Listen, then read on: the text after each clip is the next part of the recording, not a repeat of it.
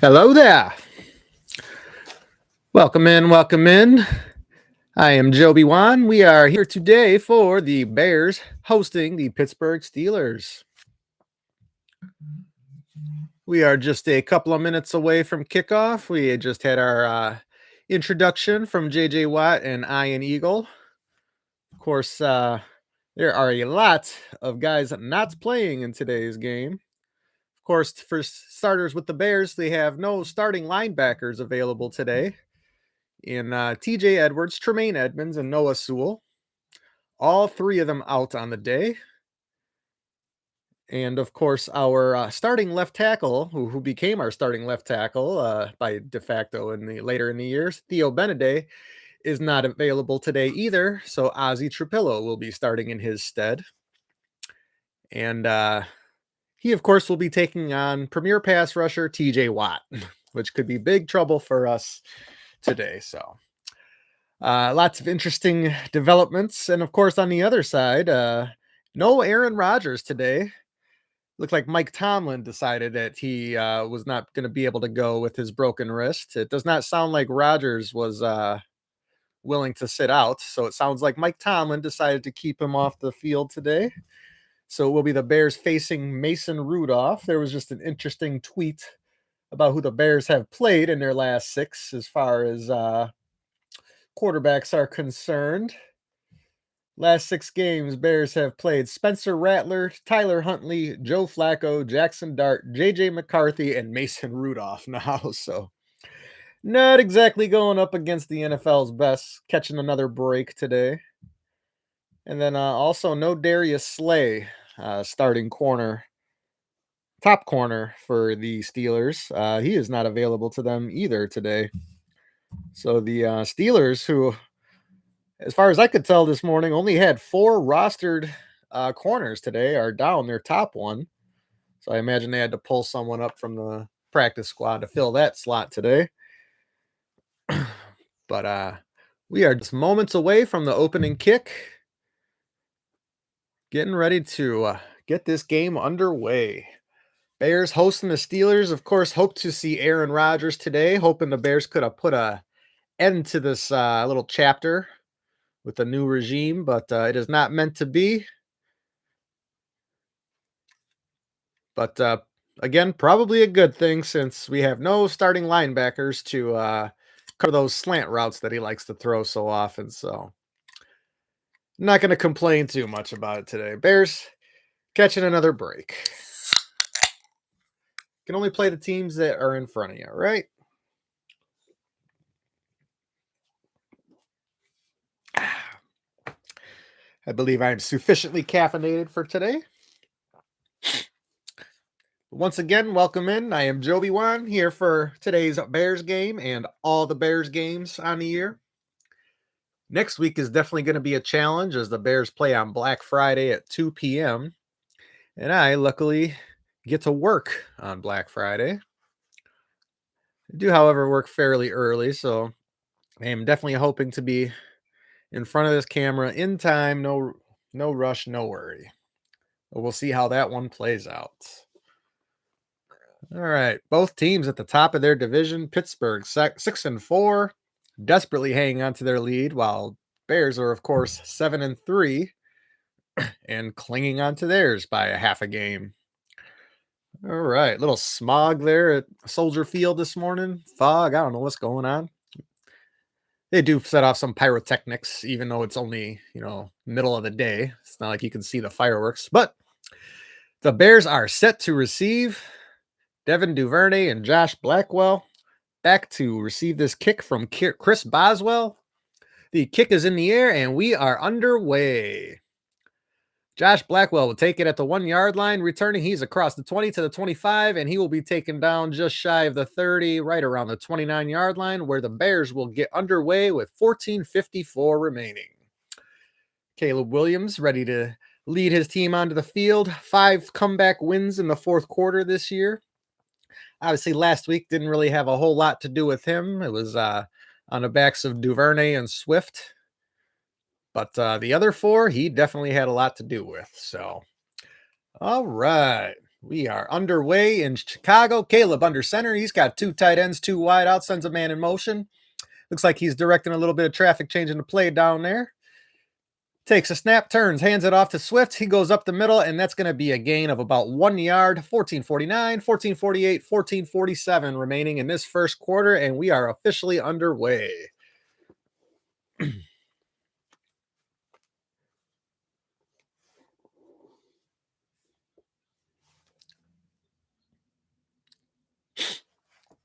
Bears offense giving the ball away very little, which is excellent, of course. Caleb in the shotgun, two wideouts to his left, tight end out to his right. That's Loveland. He's got Swift lined up next to him. That's Zacchaeus out right. He sends him in motion, hands the ball off to Swift, who's going to go up the middle once again, and that'll be about a 2 yard gain, and that's going to bring up about third down and 7 with 14:09, 14:08, 14:07 remaining in this first quarter. Welcome in, welcome in. Thank you for joining me. I am Joby Wan, and we are underway here in Chicago. Steelers visiting. No Aaron Rodgers, unfortunately, but also no Bears linebackers today, so probably a good thing. Third down and 6, Caleb in the shotgun once again. He's sending Colston Loveland in motion. He's got Swift lined up next to him. He is adjusting the play at the line here. We only got a couple seconds left on the play clock. Takes a snap. He's looking over the middle. Throws it to his left side. The ball gets tipped up in the air and almost falls intercepted, but it does fall incomplete. And the Bears are going to go 3 and out on their opening possession. 13:30 remaining on the clock. And that was a very dangerous throw. Loveland had 3 Steelers around him, and Caleb really had no business throwing that in there. Out of position. I mean, the safety had better position to catch that ball than Loveland did. So Caleb probably should have looked somewhere else on that one. Torrey Taylor in to kick this one away on 4th down and 6. He has the snap. It is in the air.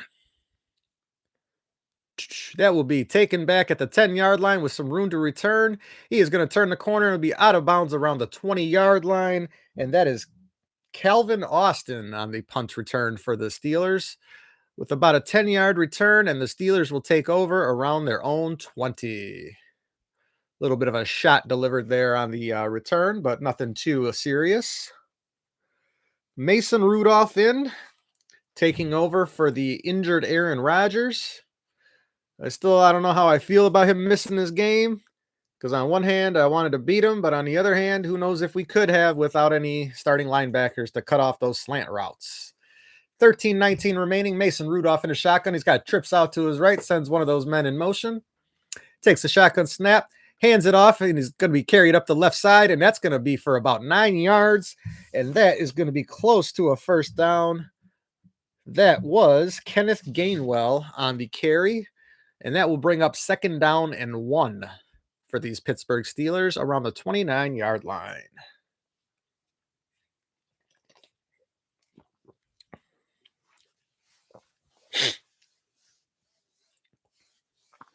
Bears with the most takeaways in the NFL, well known about. Ball at the 30, first down marker at the 31. Mason Rudolph in the shotgun's got a man in motion, takes the snap, fakes the handoff. He's looking over the middle. He's going to throw this one deep over the left side, and that one is close to being picked off by Nashawn Wright, but he's going to land out of bounds. However, excellent play made by Nashawn on that one, and the Steelers are now going to have 3rd down and 1 here. Nashawn Wright, perfect position, high pointing that ball once again. And they may want to throw a challenge flag on this one, because it looks like his knees, both of them, came down in bounds. And if that is the case, this is going to be Bears ball right out of the gate on the first throw by Mason Rudolph. That is going to be a turnover. Bears are going to take this one, and they're celebrating on the sideline. So it looks like that an expedited review has already given the Bears the ball. Mason Rudolph is on the sideline, and the Bears have already gotten their first takeaway of this game after only 2 offensive plays by the Steelers. Nashawn Wright, high pointing another one. Looked almost exactly like the one that he got last week. Excellent, excellent, excellent interception.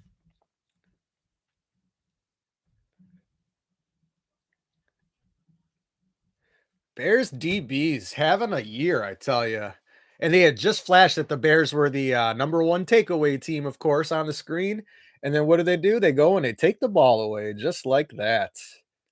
Excellent start to the game. Bears have an interception and, of course, tremendous field position as well. Welcome in, welcome in. Thank you for joining me. I am Joby Wan here for today's Bears game and for all the Bears games. Next week may be a bit of a challenge. I might get in front of the camera late. I certainly hope that is not the case, but I do unfortunately have to work on Black Friday. But it is an early shift, so it shouldn't be too terrible. But I am still a little nervous about it. Made this commitment to be in front of this camera for all these games this year, and I am sticking to it. But anyways, after going 3 and out, Bears take the ball away after only 2 plays. Mason Rudolph's first throw of the game, and it gets picked off. I didn't even really see who he was looking for. I assume he was looking for Metcalf up the sideline, but I cannot confirm that that was the case. May have been Calvin Austin, to be honest. But Bears with the ball and a short field to start out this game.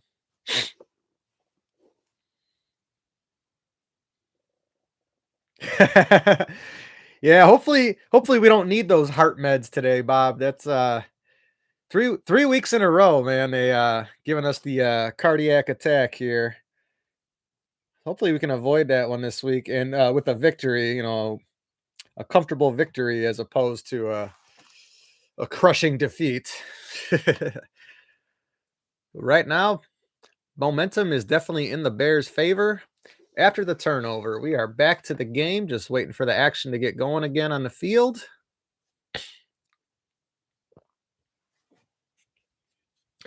12:35 remaining in this first quarter. Bears with the ball first and 10. Nashawn Wright, 7 takeaways in the league. 7 takeaways in on the year, most in the league on the season. Caleb under center. He's got 2 wideouts to his left and 2 tight ends on the line. And that looks to be Monungai behind him. It is. He fakes the handoff. Looking over the middle. He's going to get that. Oh, no. He was looking for DJ Moore. And for a moment, it looked like they bounced off of DJ Moore and directly into a Steeler's hands. But that is an incomplete pass, as I guess it bounced on the ground. But that looked really scary for a moment.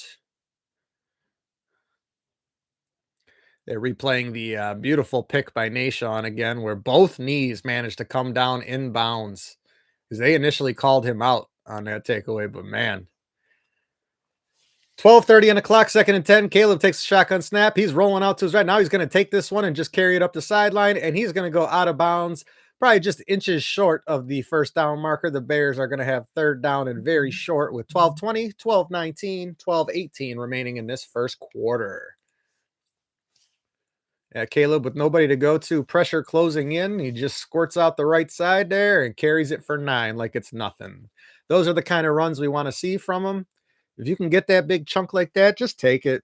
I know Coach Johnson is coaching the explosive plays. But hey, man, if you can get a 9-yard pickup, you take that. All right, third down and very short. Caleb under center. 2 wideouts to his left. That's 2 tight ends to his left. I think there's 3 tight ends in there. They hand it off to Swift, who carries it up the right side, and that's going to go easily for a first down, a gain of about 3 on that third down carry. First and 10 with 11:38, 11:37, 11:36 remaining in this first quarter. Welcome in. Thank you for joining me. Don't forget to like the streams, subscribe to the channels, share with your Bears fan friends, or even your other NFL fan friends, as I try to appeal to outside of the Bears fans as well. Although you may find me picking on your team once in a while. That can happen too. Caleb under center turns, hands it off to Monungai this time, who's going to carry it up the middle, and he's going to go for about 5 on that first down carry. Ball across the 40 down to about the 38-yard line. 11:02, 11:01, 11 minutes remaining in this first quarter. Kyle Monungai and DeAndre Swift switching in and out. Both of them have been in here on this series. Monungai got tripped a little bit on that carry. He might have taken that for a little bit longer gain had somebody just not managed to get his ankle a little bit on that one. But second down and 5, ball at the 39-yard line, we'll call it. Caleb under center. They fake that little bubble screen, hand it off to Monungai. He's got a lot of room to run, has the first down, crosses the 30 down at the 28-yard line, where the Bears will have another first down. Plenty of room to run and another shoestring tackle stopping Monungai. They are just barely able to get him down. If they Man, if he were to high step there, he would have been to the end zone. But of course, he doesn't have eyes in the back of his head there. So, but anyways, another Bears first down. They are well into Pittsburgh territory now, around the 29-28 yard line. 10:04, 10:03, 10:02 remaining in this first quarter. Caleb in the shotgun, two wideouts to his left, one to his right. Sends man in motion, turns, fakes the handoff to Manungai, gets it out there quick to Luther Burden, who will have a first down. He will be brought down around the 11, maybe 10 yard line. And the Bears are definitely in business in the red zone. Luther Burden, that little speedster out there, man, he gets that ball in his hands. He is dangerous out there. You got to watch out for him. Been seeing a lot more of him ever since the game where Zacchaeus had his multiple drops. They were both on the field for that play there. But Bears have first and 10. The ball is at the 12-yard line is where they mark it down at. Caleb under center, Manungai behind him. Two tight ends, two wideouts in the game. Turns, hands it off to Manungai, who carries it up the right side, and that will be stopped for a short gain of maybe one. And that will bring up second down with 9:06, 9:05, 9:04 remaining in this first quarter. All right, action just moving along at pace here. And we are just trucking along. Bears point differential they are at their best in the first quarter and have a negative point differential for all three quarters remaining in the game after that. Caleb in the shotgun. He's got Manungai next to him. Two tight ends, two wideouts. Sends Adunze in motion. Takes the snap. Looking over the middle, throws it to the right, and he was looking for his man Cole Kmet, and they're going to throw a flag. Looks like they're going to call pass interference on the Steelers, and the Bears should have the ball around the 3-yard line on that pass interference call. Linebacker mugging him over the middle where Caleb was looking for him. That is indeed the call, and the Bears will have first down and goal from about the 2, maybe 3-yard line. Let's see where that flag occurred. That might be the 4. But either way, it's a first down and goal for the Bears after the penalty. 8:32 remaining in this first quarter. Bears in business.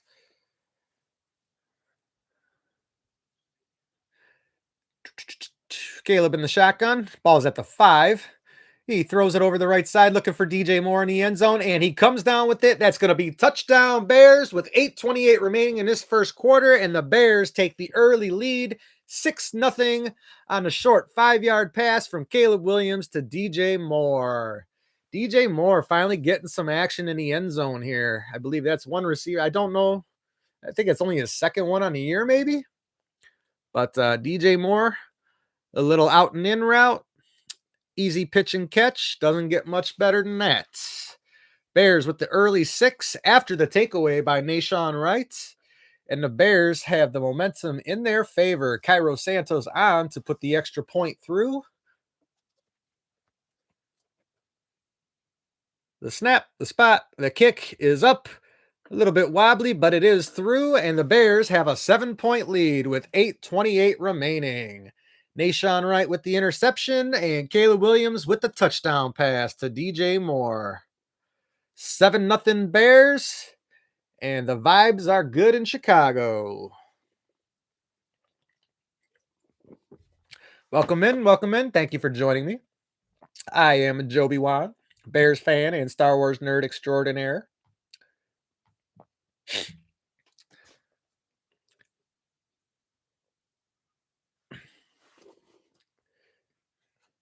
So, Bob, if they can do that like 2 or 3 more times and get like a 21-point lead and then just keep that for the rest of the game, we can avoid the heart attack today, especially since I'm sufficiently caffeinated today.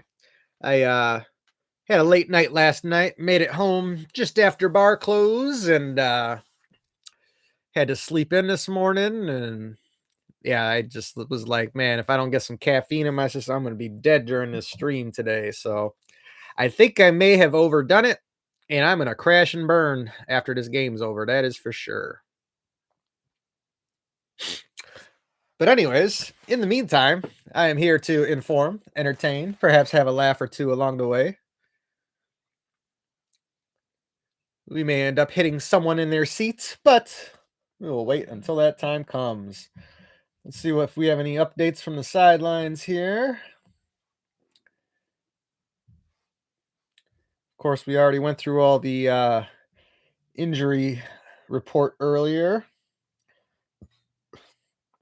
8-play, 56-yard drive. And the Bears lead by 7. Nashawn Wright with the Bears' 23rd takeaway on the year.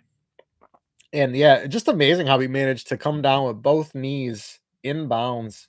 And it was extremely close. Like, it was millimeters from being out of bounds. The Bears lead it by 7, and we are just waiting to come back from the commercial break where Santos will be kicking it away.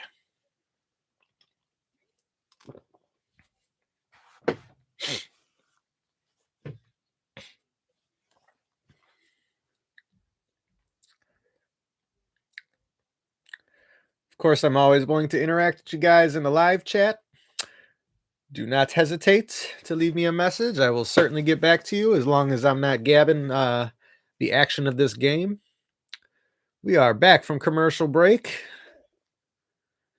Santos is kicking this one away. It is in the air, and there's this like weird fog hanging over the field. That ball is going to be muffed and not be with a good return. That's Kenneth Gainwell trying to return his ball, but he is going to be tackled behind the 5-yard line. Horrible camera angle, so it was really tough to tell exactly what was going on. But Kenneth Gainwell muffs the return, and he will be tackled behind the 5. Should have had that ball around the 10-yard line, but could not pick it up on the bounce. And by the time he had control of it, he was on the 5 and he was being swarmed. So the Bears put the Steelers deep in their own field to start this next drive out. Mason Rudolph feeling the pressure now. Ball is on the 5-yard line. Mason Rudolph under center. He's got 2 tight ends, 2 wideouts. Excuse me, he's got 3 tight ends in there.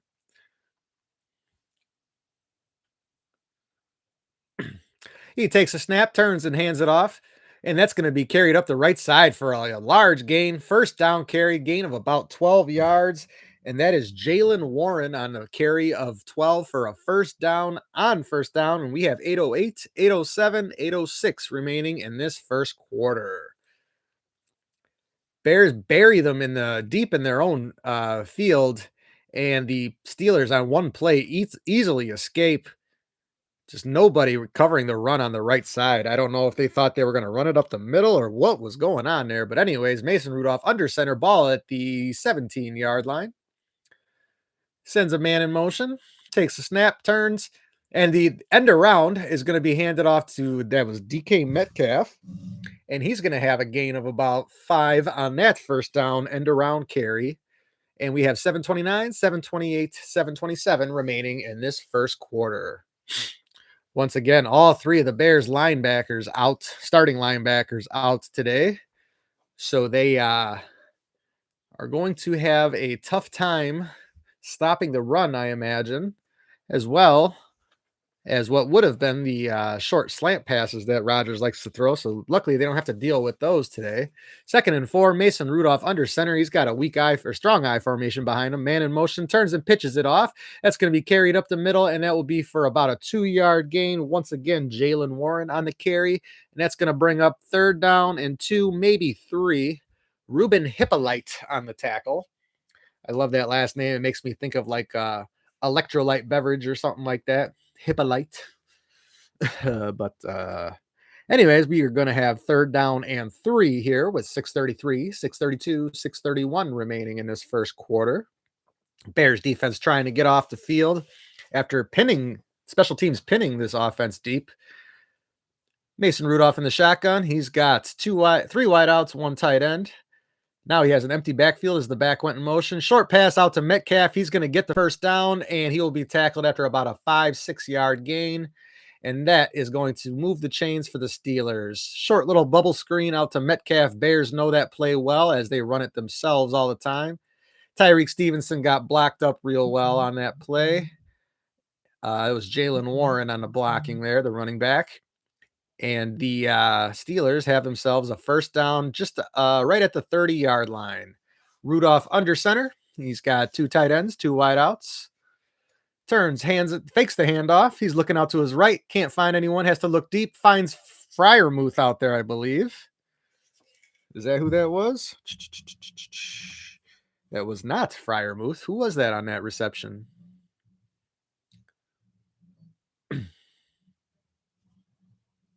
15. Oh, that's Ben Skoranek. It's the oversized receiver. I could have swore he was a tight end, but they had him listed at wide receiver here. But that was Ben Skoranek with the reception. Another first down, and the Steelers are out across midfield at the 49-yard line now. Mason Rudolph in the shotgun, takes a snap, hands it off, and he does not. That's Gainwell. Was that Gainwell that took the snap? He was obscured by one of the backs in the field. Either that, he just took a direct snap on the shotgun, but Kenneth Gainwell takes the ball around the edge and picks up about 6, or they're going to call it a 5-yard gain on that carry. 440, 439, 438 remaining in this first quarter. Second down and 5. Bears leading by 7. Steelers with the ball at the Bears 45-yard line now. Mason Rudolph under center. That is indeed Mason Rudolph under center. He's got 3 wideouts and 1 running back. Turns, hands it off, and that is going to go for a first down carry. This time that was Kenneth Gainwell on the carry up the middle, and that's going to go for a gain of 6, and the Steelers have another first down. Aaron Rodgers getting himself a headset on the sideline here, it looks like. He's got to make sure he knows what's going on. He's got to have input on everything. 4 minutes left to go in this first quarter. Steelers driving, 56 yards on this drive, 7 plays. Offensive coordinator Arthur Smith looking on.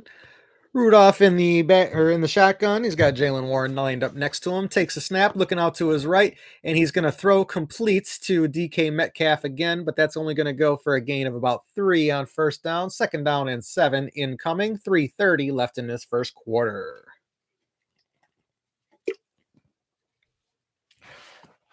Bears defense playing their typical bend but don't break style. Hopefully it works out for them without their starting linebackers today. I don't know how many times I'm going to mention it. I'm going to probably keep mentioning it because I definitely feel like it's going to be a problem. Anyways, Rudolph in the shotgun. He's got 1 tight end, 3 wideouts.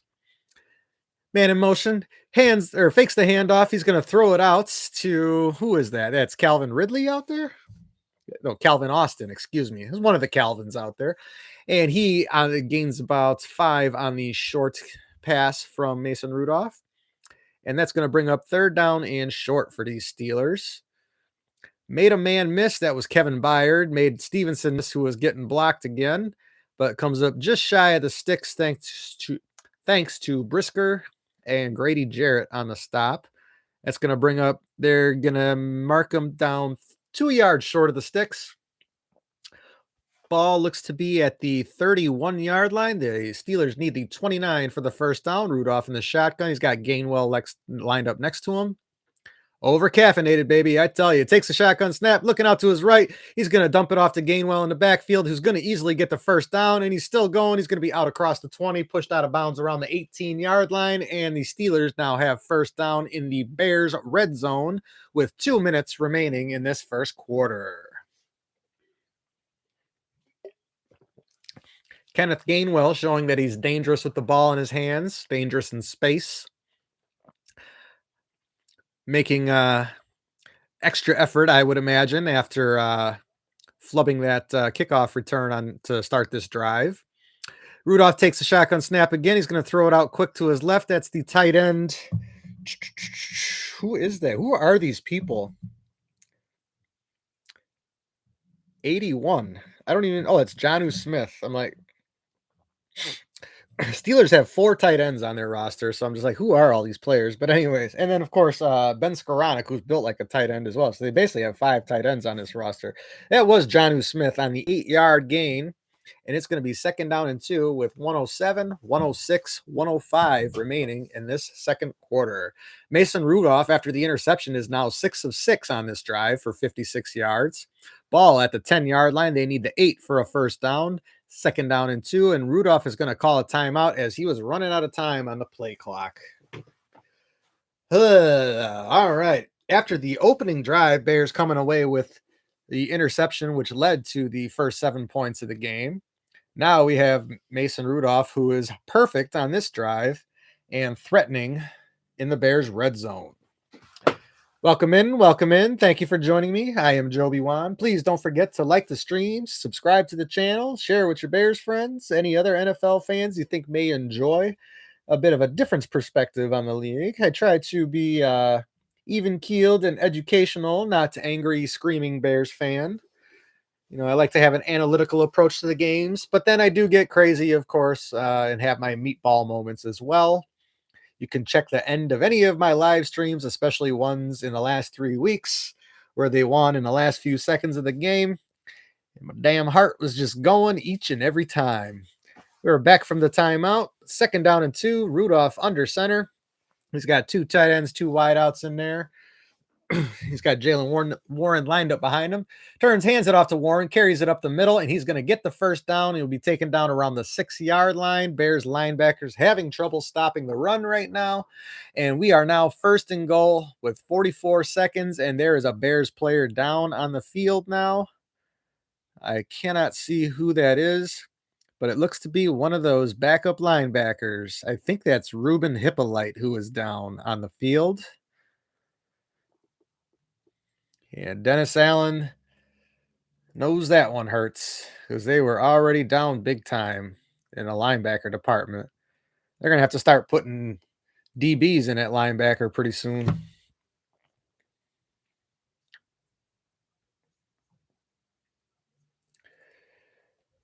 We are at a break now. I believe we have Ruben Hippolyte down on the field. There are 44 seconds left in this first quarter, and the Steelers are threatening 1st and goal.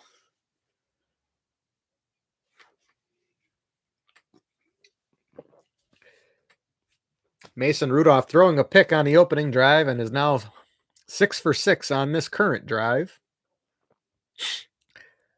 Certainly Jekyll and Hyde start to this game for him. Hopefully the Bears can maybe manage to come up big at the end of this drive here, or at least limit them to 3. But doesn't look like the Bears defense is going to be able to do a lot against the run right now.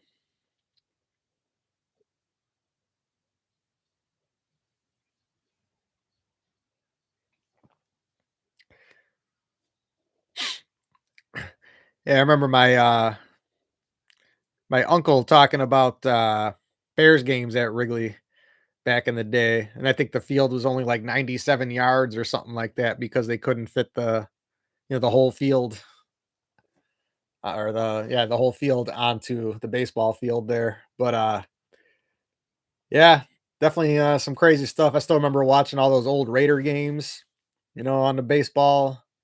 It was the I don't even remember what field that was they would play at, but when they were in Los Angeles, was it the Coliseum? I don't know, I doubt it was the Coliseum. That's too long ago. That was like 30 years ago, but I do remember them playing on baseball diamond every year. I remember my mom, she used to go watch Packers games at Milwaukee County Stadium back in the day. The Packers would play 2 of those a year at Milwaukee County Stadium. Of course, that building is now the parking lot outside of American Family Field. But anyways, we are back from the break. The Steelers have 1st and goal at the Bears 6-yard line. And the Bears are down big in the linebacker department. Already down 3 starters. They just had one go down on the last play. Rudolph in the shotgun. He's got an empty backfield. DK Metcalf in motion. They're going to throw a swing pass out to DK Metcalf, who's going to carry it up the left side, and that's going to be an easy touchdown for him. And that will bring this game to 7-6 with 30 seconds left in the first quarter, pending the extra points. The Steelers seem to be aware that the Bears cannot get off their blocks right now. And that just looked a little bit too easy. Nobody was getting to Metcalf before he crossed the goal line on that play. And the Steelers are on the verge of tying this one up.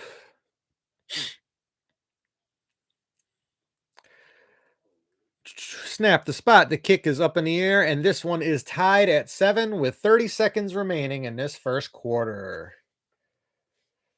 Mason Rudolph on a short swing pass to DK Metcalf, and that's a 6-yard touchdown. And after the opening interception by Rudolph, he goes 7 for 7 on this drive and ties up this game.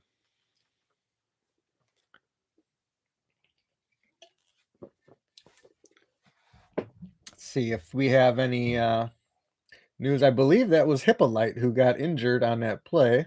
Let's see if I can get confirmation on that. That was Ruben Hippolyte, and he is headed to the locker room. So the Bears are down another linebacker. They were already down. They're starting 3. And now the young man, Ruben Hippolyte, is off to the locker room.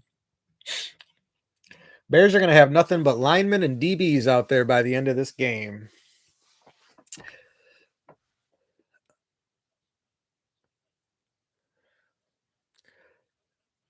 30 seconds left in this first quarter. They just flashed a score bug. It said 9-7 Steelers. I'm pretty sure that you don't get 9 points no matter what you do on a touchdown.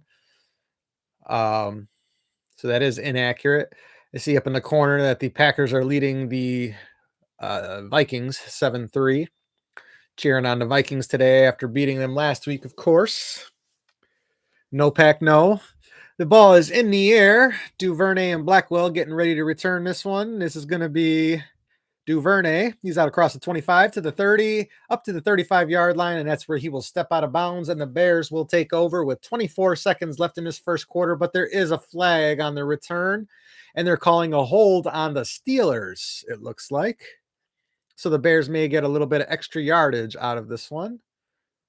But now the ref just pointed at the Bears. So I saw one ref point in the Steelers' direction. Now the head ref just pointed in the Bears' direction. So let's get the official word here. But the field judge called it on the Steelers, it looked like to me.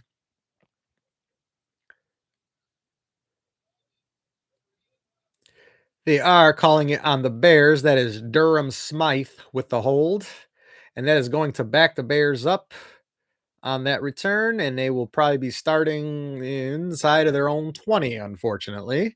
And the Bears will have a long field to work with on this drive after scoring on the short field on the last drive.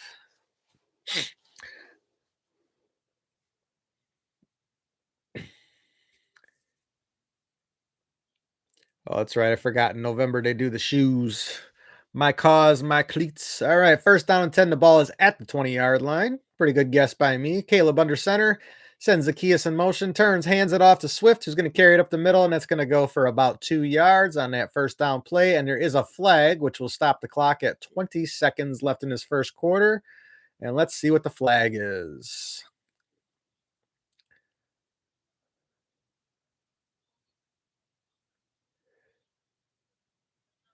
That's going to be a hold on the Bears. That's going to back them up 10 yards.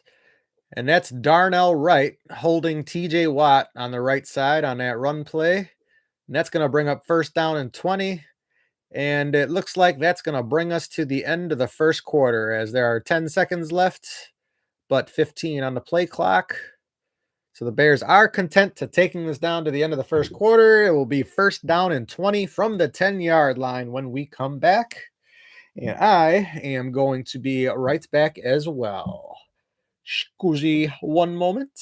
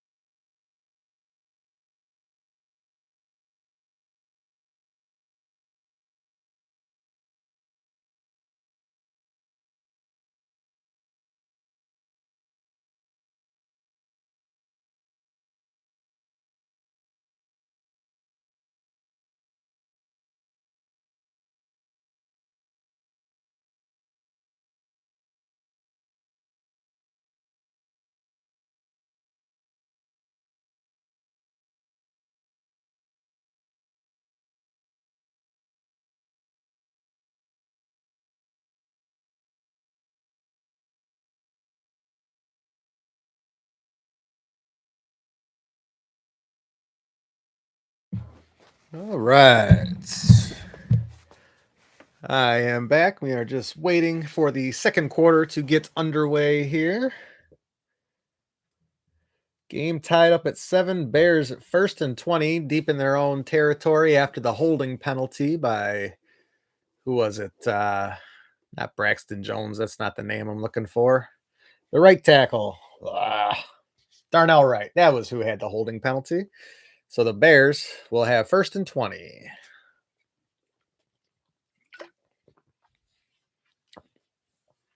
Yo, go Bears. Bear down. We're just waiting for the second quarter to get underway. Thank you, everybody, for joining me. Don't forget to like the stream, subscribe to the channel, share. And I will be here for the remainder of today's game and for all the Bears games this season. The Black Friday game next week may be a bit of a challenge to get in front of the camera in time, but we will certainly make our best effort to do so. Caleb takes a shotgun and he rolls out of some pressure there and just ends up throwing this ball away as he was under a ton of pressure on that first down and 20 play. 14:54 remaining in this second quarter, and the Bears are backed up down to their 10-yard line. Steelers with 1 turnover. Bears have 7 points off of. Steelers doubling the Bears up on total offensive yards. Second down and 20. Caleb in the shotgun, 3 wideouts. It's got Swift lined up next to him. Bears in the shadows here. It's hard to see who's all back there. Caleb drops back in the shot after taking the snap. He's looking all over, cannot find anybody, and he is going to be sacked in the end zone. The ball comes out, and the Steelers are going to fall on it, and that is going to be a touchdown for the Steelers. Caleb absolutely getting swung around in the end zone back there, trying to do too much in the shadow of your own end zone, young man. And the Steelers now have a 6-point lead just like that. TJ Watt coming off the edge, working against Darnell Wright, who even held him, and he still managed to get in there, get the sack, rip Caleb down. Ball comes out, and the Steelers will fall on that for 6. Man, that was ugly for Caleb. I had not seen him get ripped down like that yet in his career, and I've watched every snap of that man's career so far. That was not a good look. Darnell Wright, even holding him, still couldn't keep TJ Watt at bay. That was a rough look is what that was. That's what that was. Whew. I did not like that at all. 13-7 Steelers, pending the extra points here. Chris Boswell in to kick this one. We have the snap, the spot, the kick. It is up, it is through, and the Steelers, just like that, now lead by 7 after the sack fumble recovered by the Steelers in the end zone. Rough look for Caleb. Who was that on the recovery? Nick Herbig, the outside linebacker on the recovery. So you had TJ Watt coming from the left side and Herbig coming from the right side, falling on the fumble. Just like that. And Caleb typically doesn't make those kinds of mistakes, but we saw him get sacked a couple of times last week. Ball typically doesn't come out like that, but he was trying to get rid of it again, just like he did on first down. But again, got violently ripped down and ball came out. I hope he's all right, because that was an awkward looking sack. That's all I got to say.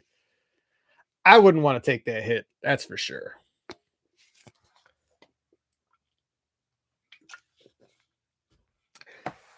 We are at commercial break, though, waiting for the Steelers to come back and kick it away. And the Bears will try again. Oh, man. Things were looking good for a minute there, but now the momentum is clearly all in the Steelers' favor.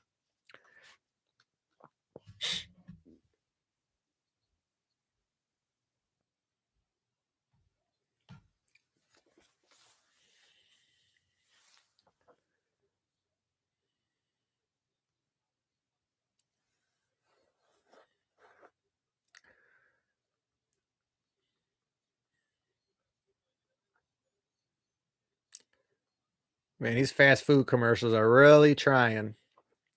The problem with fast food these days is it's no longer cheap. Fast food used to be cheap. It's not anymore. So people aren't going to pay good good money for crap. So anyways, that's my opinion of the day as far as fast food goes. We are again just waiting to come back after the Bears turnover and touchdown by the Steelers. And they now lead this game 14-7 after the sack fumble of Caleb Williams by TJ Watt and the fumble recovery by Nick Herbig. And they are really giving us an extended commercial break, giving me a chance to marinate on this turnover. Jeez, come on now. Let's get back to this broadcast. There we are. And hopefully we don't have another disaster. Two flags backed the Bears up on that drive result, which, resulted in disaster, of course. Bears had a holding penalty on the kick return, and that was immediately followed up by a holding penalty on first down. It could have called a holding penalty on second down, which wouldn't have mattered anyways because TJ Watt still got there. The ball is in the air. That will be taken in by Duvernay. He's going to get a decent return out of this. He took it in at the 10, and he's going to be out across the well, it looked like he had a chance of making it to the 30, but that's going to be around the 25, 26-yard line. Again, horrible camera angle here by CBS. I wish they would just give us a normal camera angle on these kickoffs, but they keep giving us the look behind the kicking team. Look behind the returner would be better than behind the kicking team. But all right, Bears taking the field again with hopefully a chance to tie this now. Of course, on the last series would have been a chance to go ahead, but that's no longer the case. The Watt family in the house. Caleb under center, two tight ends, two wideouts, hands it off to Swift, carries it up the middle, and that's going to be a no gainer, bringing up second down and 10, 14-30, 14-29, 14-28 remaining in this second quarter. Bears offense going stagnant now after that touchdown drive. And having nothing but trouble now, it looks to be. Second down and 10, 14-15, 14-14, 14-13 remaining in the second quarter. Ben Johnson got that look on his face that I've had for many years watching Bears games. So I know that feeling well. Caleb in the shotgun. He's got two tight ends, two wideouts, Swift lined up next to him. He goes ahead and takes a snap. He's looking over to his right. He's going to get it out there. He's got Colson Loveland, who will have a first down, and he is out across the 40-yard line. Looks like he will go out of bounds around the 42, maybe the 43 is where the ref will mark him. And it's going to be first down and 10 for the Bears. Nice catch and run for Colson Loveland, running an out route. Linebacker could not cover him on that. And the Bears are moving the chains.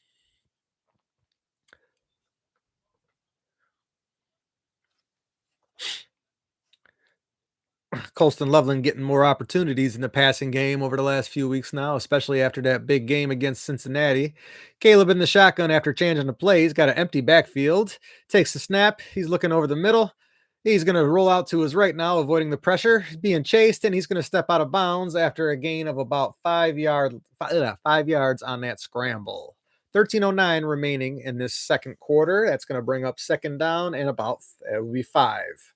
13:03, 13:02, 13:01 remaining. Caleb getting a little chunk. Was under pressure immediately once again. Bears having trouble with this Pittsburgh pass rush, which is most certainly formidable with TJ Watt on one end. Alex Highsmith is out today, I believe, so they just don't have to deal with him. Caleb turns, hands it off to Swift, who carries it up the left side, and he's going to have a gain of almost 4, it looks like, on that second down carry. Bears will have third and short, 1, maybe 2 yards on an upcoming third down. 12:26, 12:25, 12:24 remaining in the second quarter.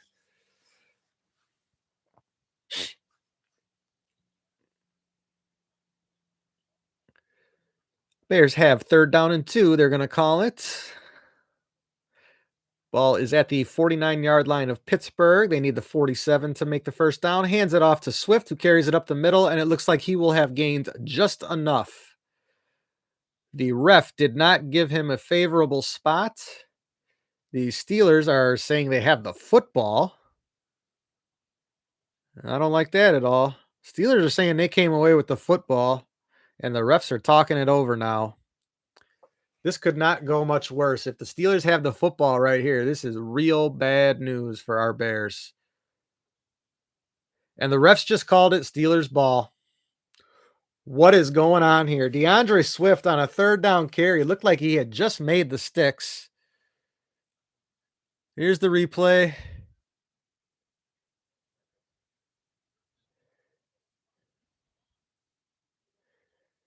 You don't see anything real definitive on that replay. They called it a turnover on the field. And if you don't see anything definitive on the replay, there's definitely no way the Bears are going to be able to keep that ball. So the Bears on back-to-back drives have turned the ball over, and Pittsburgh will take over roughly around midfield. Holy crap. After the game started out pretty great for our Bears, getting the takeaway on the first throw of the game by Mason Rudolph, it has gone completely in the opposite direction ever since Caleb threw the touchdown to DJ Moore. Because on the ensuing drive, Mason Rudolph was perfect. Then the Bears sack fumble in the end zone, resulting in another Steelers score. And now the Steelers have taken the ball away once again. And I am all of a sudden in dire straits here. Holy crap. I don't like this one bit.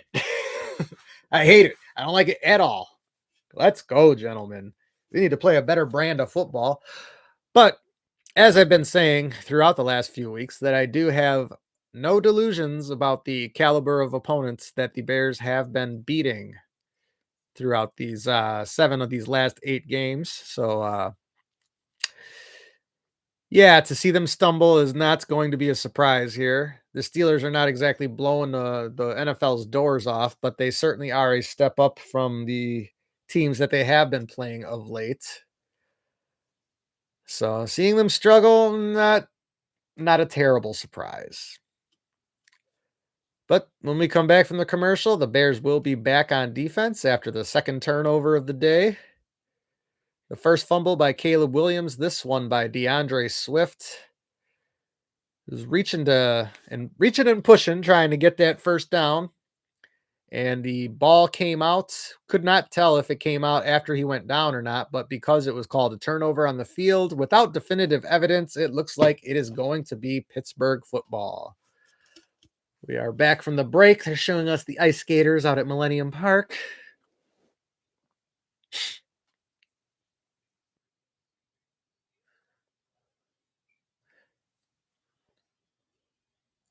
And of course, CBS is going to cut to the action as the ball is being snapped. They are so good for that this year.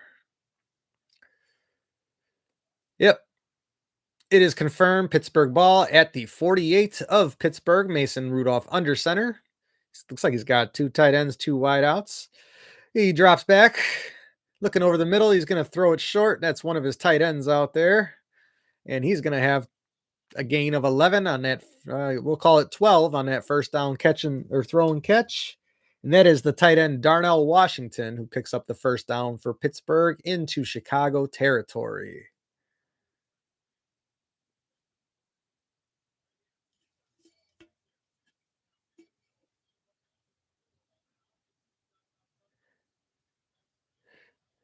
First down and 10, ball at the 39 of Chicago now after that pickup by Darnell Washington. Mason Rudolph under center. He sends a man in motion, turns and hands it off, and that's going to be a gain of about 2 yards by Jalen Warren.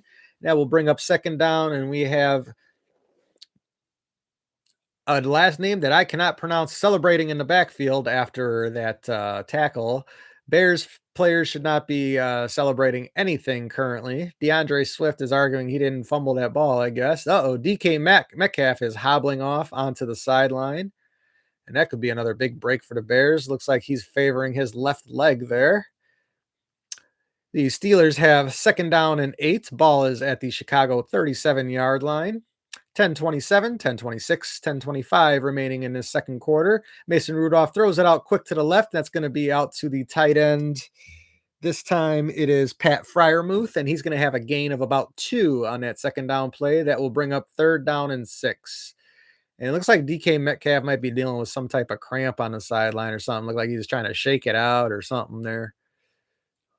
Tyreek Stevenson, hip, questionable. Ruben Hippolyte, shoulder, questionable. Bears are losing defensive players left and right. 3rd down and 6, 9:55 remaining in this third quarter. Mason Rudolph in the shotgun. He's got 4 men out wide and the back Gainwell in motion. Takes a snap, gives it to Gainwell, who's going to try to turn the corner on this 3rd down play. Does so and gets very close to a 1st down. And it looks like he does have it with 9:35, 9:34, 9:33 remaining in this second quarter. Gainwell went out in motion and came back on a little, not end around. He does have the 1st down, by the way, but I guess you could call it an end around. It wasn't a true end around, though, but he does have the 1st down after turning the corner. And the Steelers are in business. Looks like we have, what do we have here? Again, can't really hear what's going on. Oh, there's a face mask on the play. They're showing on the replay. So that could cost us more yardage on that carry. But instead, it's going to be 4th down and 1. Looks like the Bears got away with 1 there. They mark them just shy of the line to gain. 8:59 remaining in the second quarter. 4th down and 1. It looks like we got getting lined up for some tush push type of action or something going on here. I don't know what's going on. But there's some pushing and shoving down there. And it looks like these Steelers are going to be marked short of the 1st down marker. I do not believe they picked up the 1st down, and they did not. This is being called Bears football. Steelers went for some of their own form of the tush push, but Mason Rudolph was not in the he was just standing around in the backfield. They tried to give that ball to one of their tight ends. That was Connor Hayward on the carry, and they tried to push him across, but they did not get the 1st down. And the Bears will take over on downs on a pretty amazing series of events there. I have no idea how to feel about this game right now. Nothing is going well, but the Bears do manage to get the turnover on downs, and they will have another opportunity to respond here. Jeez, what is going on here? This is quite the ugly game so far. And I have been failing to write down my timestamps. I am a mess right now. Come on, Bears. Give me something to cheer for. Let's go. Jeez.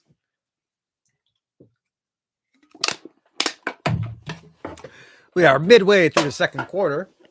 The Steelers, who had taken the ball away on back-to-back Bears drives, were threatening to go up 2 scores, but the Bears managed to stop them on a Steelers version of the tush push on a 4th down and 1 play, and the Bears will take over on downs.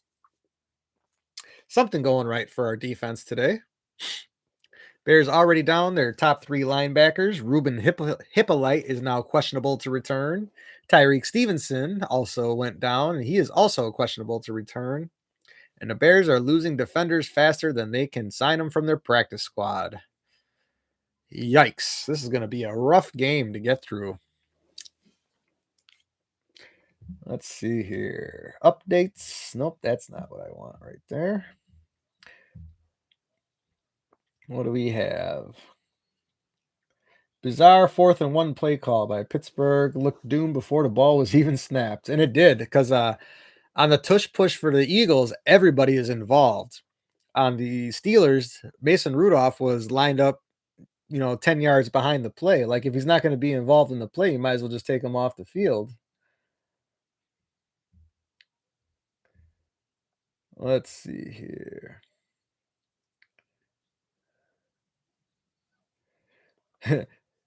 Big Z says, tell you what, there are an awful lot of terrible towels at Soldier Field today. There are Steeler fans, in the Midwest. It's not a big shocker. Tyreek Stevenson, hip. Ruben Hippolyte, shoulder. Both questionable. All right, we are back where the Bears have 1st and 10 at the 30-yard line. It's got three tight ends in there. Fakes the handoff to Manungai, looking over the middle, delivers, and that is going to be too high for Luther Burden, who was out around the 50-yard line, and that's going to bring up second down and 10. Too tall for him. Luther Burden would have needed a rocket up his rectum to catch that one. And had he come down with that one, he probably would have gotten killed going over the middle like that. They had a shot at being intercepted too, which is unfortunate. And now we have a down Bears lineman. That is Jonah Jackson down on the field, and that's going to result in another timeout. I tell you what, man, Bears players getting hurt left and right now. Season looking so promising. All right, he's back up on his feet, but he definitely still looks shaken up. I would not be surprised to see him go into the concussion protocol because he does not look steady on his feet at all. He's walking all right, but yeah, he definitely looks a little woozy. 8:40 remaining in this second quarter. They're walking Ruba Hippolyte off the field. You know, he's going over to the blue medical tent.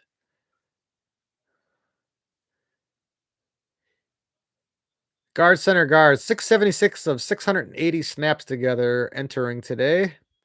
And of course, that's about to be broken up as Jonah Jackson's definitely going to be out for at least a few plays minimum. Caleb Williams in the shotgun. He's got empty backfield. Ball still at the 30-yard line, second down and 10. Takes a snap, looking for a swing pass. He's going to have to get rid of it out to his right, and that's going to bring up third down and 10. Caleb is just all out of sorts again today. I do not know what he's seeing or if he's just super scared of TJ Watt coming off that edge. I mean, I would be too, don't get me wrong. But he just is super quick to get out of the pocket, super quick to get rid of the ball. And Coach Johnson is not happy with what he's seeing right now. Third down and 10, 8:36 remaining in this second quarter, and the Bears are on the verge of going 3 and out here. Caleb in the shotgun, 3 wide outs. He's got Manungai next to him, takes a snap, looking over the middle, delivers, and that's going to be completed to Colston Loveland, who's going to be stopped just shy of the first down. Needed about the 39 for the marker. Looks like he was going to be stopped at the 38, and that will bring up fourth down and short. Coach Johnson's going to keep the Bears offense on the field here. He's tired of not gaining points here, I would imagine, but this could be a mistake on our part as well. Colston Loveland definitely getting stopped about a half a yard shy of the sticks there. It is fourth down and 1. Caleb in the shotgun. He's sending Luther Burden in motion. He's got Manungai lined up next to him.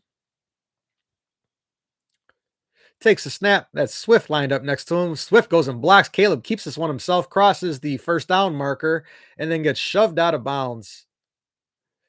CJ Gardner Johnson does not like the extra shove that Jalen Ramsey gave him and grabbed Jalen Ramsey by the collar. I'm surprised there are no markers being thrown, but definitely sideline fired up. I will tell you one thing. Caleb takes more shots, that should be flagged than any other quarterback in the league.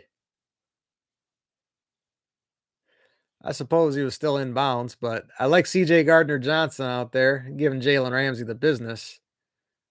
I would say Caleb Williams, he had a foot out of bounds when Jalen Ramsey made that push. So no flags on anybody on that one. Ball at the 47-yard line. Bears have first down. Caleb under center. He's got weak eye formation behind him. He takes the snap. He's rolling out to his right, throws it out there for Cole Kmet, who's going to have a gain of about 4, and he will be taken down right at midfield, where the Bears will have second down and about 6. 7:15, 7:14, 7:13 remaining in this second quarter. Okay, it was not a bad shove by Ramsey. It was probably unnecessary, but not illegal. I still like CJ Gardner Johnson grabbing him by the collar, though. I'll take it. All right. 23 plays for the Bears to 20 for the Steelers, but you don't need them when your defense is scoring touchdowns. Caleb takes the under center snap, got an end around play. Luther Burden now has the ball in space. Dangerous young man. Caleb out there throwing some blocks. Luther Burden's going to have the first down, and he'd be taken down at the 35-yard line where the Bears will have first and 10. 6:35, 6:34, 6:33 remaining in this second quarter. Ben Johnson bringing out some of the creative plays. Caleb to Zacchaeus to Burden, and then Caleb out there looking like he was going to throw a block. Ultimately did not throw his shoulder into anyone. But Luther Burden, of course, very quick, dangerous in space with the ball in his hands, gets the first down, and the Bears have the ball at the 35-yard line of Pittsburgh. Caleb takes the snap in the I formation, pitches it out to Monungai, who's going to be tackled 5 yards behind the line of scrimmage, and that's going to bring up second down and 15 from the 40-yard line. That was a terrible run play. Let's see what happened on that one. Two wideouts out there trying to get Roma Dunze to block a linebacker. Was unable to get it done. Durham Smythe also fanned on a block there. And Kyle Monungai never had a chance on that one. Herbig, the same guy who came up with the fumble recovery in the end zone, gets that big tackle for a loss. It is second down and 15. Ball at the 40-yard line. Caleb takes a shotgun snap, looking over to his right, throws it out there. That's going to be complete to Roma Dunze. It will be across the 20 and taken down around the 17-yard line where the Bears will have first down inside the Pittsburgh red zone. Nice strike by Caleb to Roma Dunze, who manages to pick up a few more after the catch.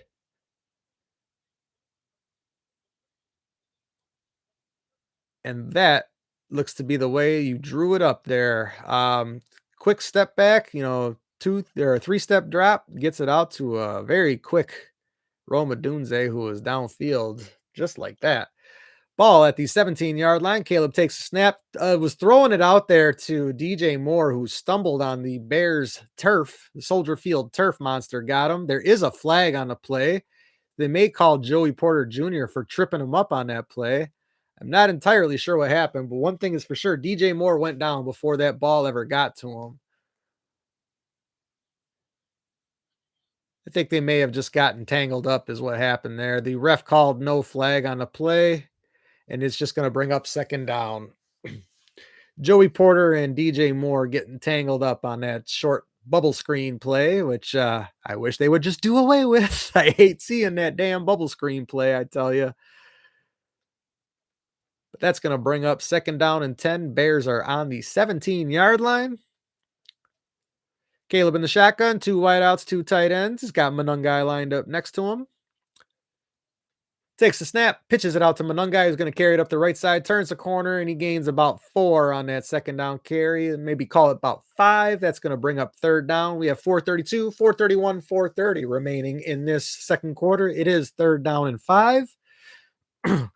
Bears trying to get into the end zone after a series of disastrous events for them, turning the ball over twice, but then managing to stop the Steelers on a crazy 4th down and 1 call on their ugly version of a tush push that they had. Bears with third down and 5 now. Ball at the 12-yard line. Need to get to the 7 to get the first down. Caleb takes the shotgun snap, gets a quick one out there, and that gets completed to Colston Loveland, who will be in the end zone for the score. Touchdown Bears, and they bring it to within 1. Colston Loveland with another catch, basically playing NBA rebounder, and just boxes his man out, comes down with the touchdown catch. Colston Loveland there working against Kyle Duggar, the safety. And Duggar just not big enough, not strong enough to contend with Colston Loveland. Touchdown Bears, and they are down 1 now, pending the extra point. 3:56 remaining in this second quarter. Santos with the kick. It is in the air, and it is through. Bears have tied this game up now with 3:56 left in the second quarter. Caleb with a dart.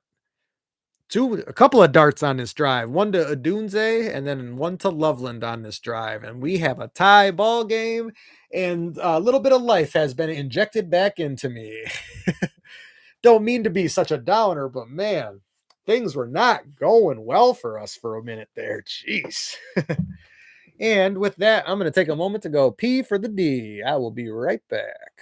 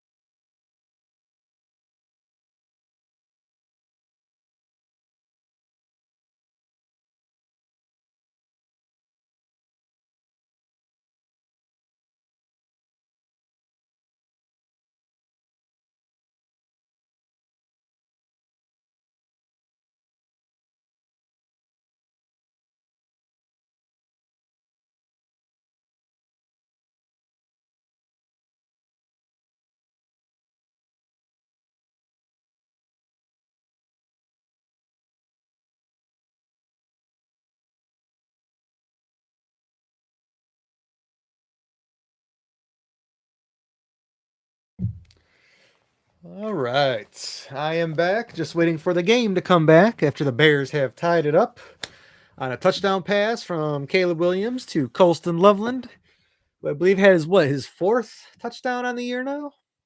Of course, he had his two touchdown game, his first two touchdowns of his career against the Bengals, and that crazy win a few weeks ago.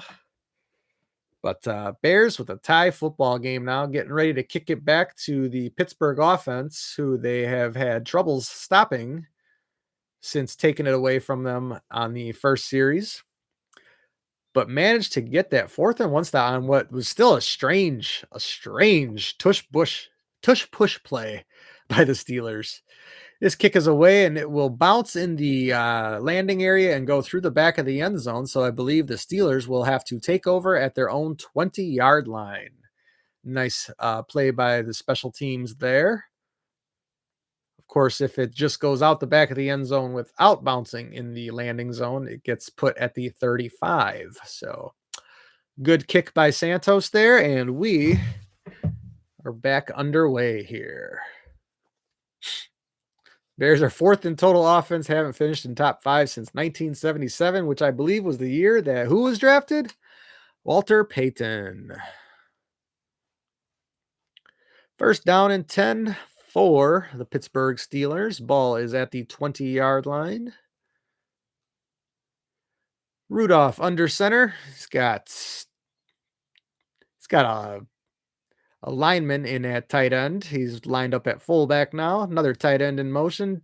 Pitches it out to the running back who's going to carry it up the right side, turns the corner and gains 8 on that first down carry. That is Jalen Warren once again. And they're going to mark him probably about 9 yards. That's going to bring up 2nd down and 1 with 3:41, 3:40, 3:39 remaining in this second quarter. Bears defense having trouble stopping the run right now. DK Metcalf definitely got rolled up on that last series there. Ooh, that was not good. Got rolled up by his own man. Looks like he is back out there, though. 2nd down and 1. Rudolph under center, sending a man in motion. Turns, hands it off. That's going to be Jalen Warren once again, who has the first down, and he will have a gain of about 6 on that carry. 3:08, 3:07, 3:06 remaining. Ball out to the Pittsburgh 35-yard line. Metcalf is indeed back out there for the Steelers after getting rolled up on the last series. Bears run defense right now with who is that and who is that at linebacker. Mason Rudolph under center, first down and 10, 35-yard line of Pittsburgh. He's got, looks like 3 tight ends in there right now. Sends DK Metcalf in motion, and the Steelers are going to get hit with a false start. And it looks like it's going to be one of their various tight ends that they had in there. Number 81, that is Jonnu Smith, the number 1 overall tight end, I believe, on their depth chart. At least that's the way I read it this morning when I was going through writing all these names down. And yeah, that was he just had a brain fart there. That's what Jonnu Smith had on that one. So that brings up first down and 15. The clock is ticking. 2:23, 2:22, 2:21 left to go in the second quarter. Coming up on the 2-minute warning. The ball is now at the Pittsburgh 30-yard line. Mason's under Rudolph under center, turns, hands it off, and that is going to be not Gainwell. What am I talking about? It's Jalen Warren who's going to carry the ball for about 5 yards, and that will bring up 2nd and 10, and we are going to be down to the 2-minute warning. 2 minutes left. Ball game tied at 14. The Steelers do get the second half kick, so Bears defense hoping to hold them, not allow them to score, maybe even get the ball back with some change left to go. Bears do currently have all 3 of their timeouts, I believe. So if they can come up with a stop here, that could be a huge deal going into halftime. If they were to come away with a few points, that would be wonderful. Cardiac Bears, definitely. Thank you. Thank you, everybody. Thank you for joining me. Welcome in. Welcome in. Don't forget to like the streams, subscribe to the channels, share. And I will, of course, be here for the remainder of today's game, as well as all of the Bears games this season. Next week may be a bit of a challenge for me, as I do have to report to work on Black Friday, but I should still be out in time to be here in front of the camera for the Bears taking on the Eagles, which is certainly going to be a tall task next week. But for now, let's focus on the task in front of us, which is the Pittsburgh Steelers. And we are currently tied up with them at the 2-minute warning. Pittsburgh is at their own 35-yard line with 2nd and 10, and we are just waiting to come back from the 2-minute warning. Let's see if we have any news updates here from the sidelines. Joey Porter Jr., Steelers corner, is questionable to return. And of course, the Steelers were only with 4 defensive backs or cornerbacks as it was today. I thought it was strange when I was going over their roster this morning. I saw they only had 4 corners and 5 safeties on the active roster this morning. So that's a curious roster decision there. But Jonah Jackson has gone to the locker room.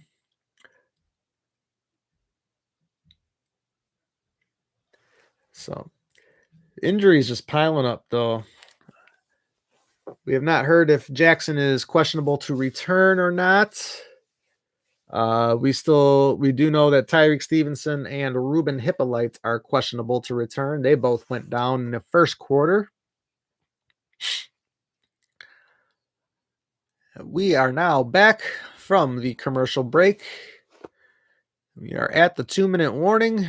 Steelers will have 2nd down when we resume play.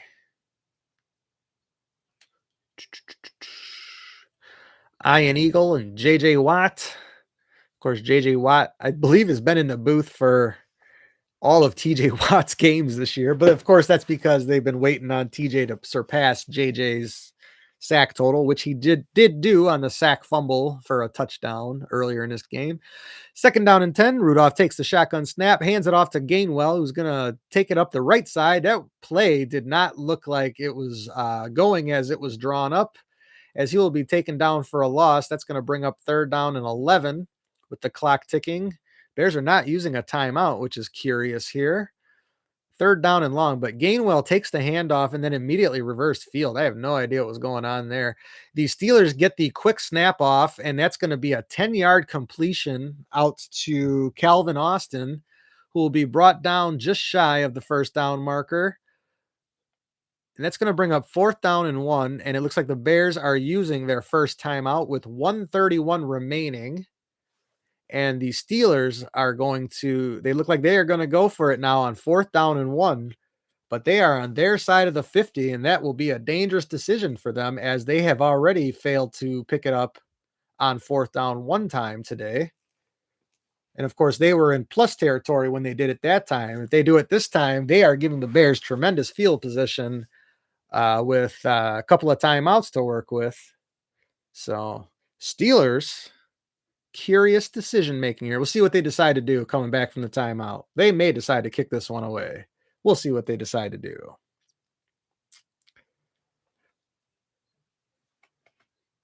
And coming back from the timeout, Kenneth Gainwell carries this ball, and he's going to have a touchdown. That was the quickest, 30-second timeout I've ever seen. But Kenneth Gainwell on the fourth down and one carry goes the distance and has a touchdown for the Steelers. 1:22 remaining in this second quarter. What the hell just happened? They played like they were going to do another tush push here. They hand it to Gainwell, who goes to the outside, and there is nobody there. One block is all it took, and he takes it to the house. Kevin Byard tries to take a shot at him towards the end there. And that was about the quickest 30-second timeout I ever seen, because by the time I looked up, the play was already running. Although, knowing CBS, they probably didn't have the camera on the play until he was already halfway down the field.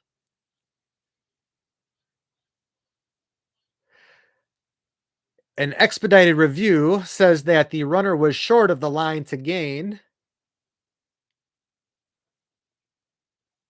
They're going to call him down at like the 1-inch line. So it will not take much for the Steelers to punch this one in. 1:23 left, first and goal from the inch line here. Game is still tied. Steelers with a chance. They got this ball marked just inside the one.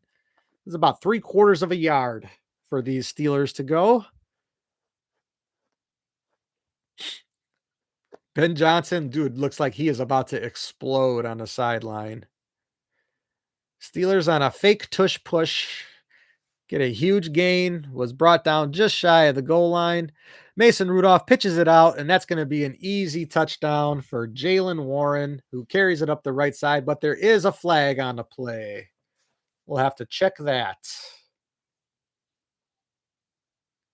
Calling offsides on the Bears defense, and that is a touchdown by the Steelers. With 1:19 remaining, they take a 6-point lead pending the extra points. Roller coaster day, roller coaster, up and down, up and down. Right now, the Bears are down by 6, pending the extra points. We have 1:19 left to go before halftime.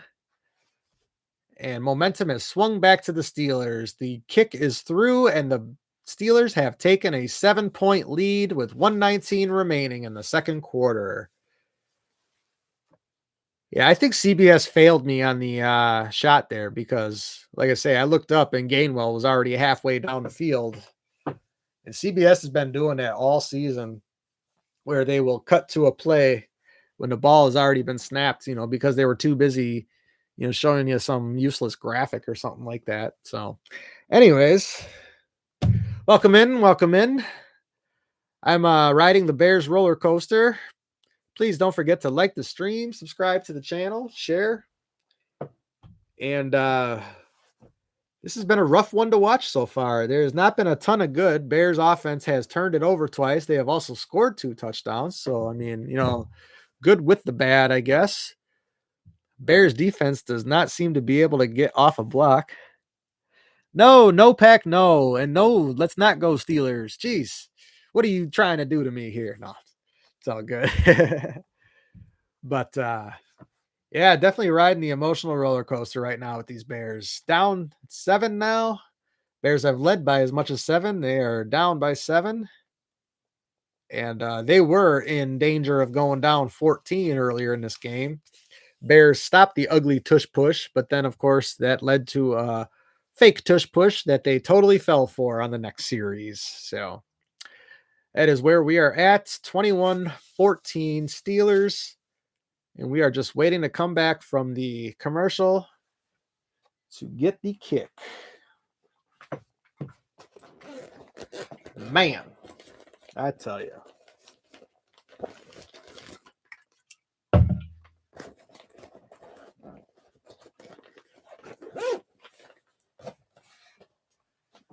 Go Babes team.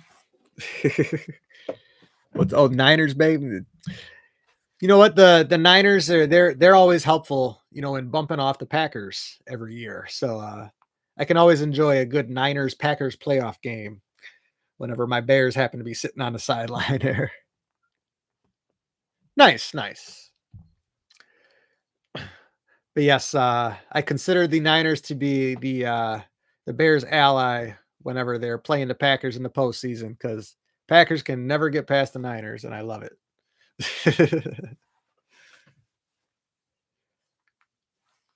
All right. After that super quick timeout we had earlier, we got a super long one after the scoring play. But we are back from the commercial break. We are getting ready to kick it away. Bears will receive with about 119 remaining and 2 timeouts. See what they can get done before halftime here. Ball will be taken in by Blackwell. He is out across the 25 to the 30, the 35-yard line where the Bears will take over with 113 remaining, and they will have first down and 10.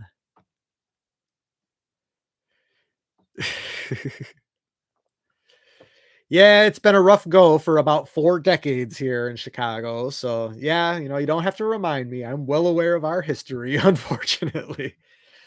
But if you go back further than actual Super Bowls, the Bears do have a lot of championships. But yeah, that's going back, to 1963 and before, unfortunately. So it's a sad history, that's for sure.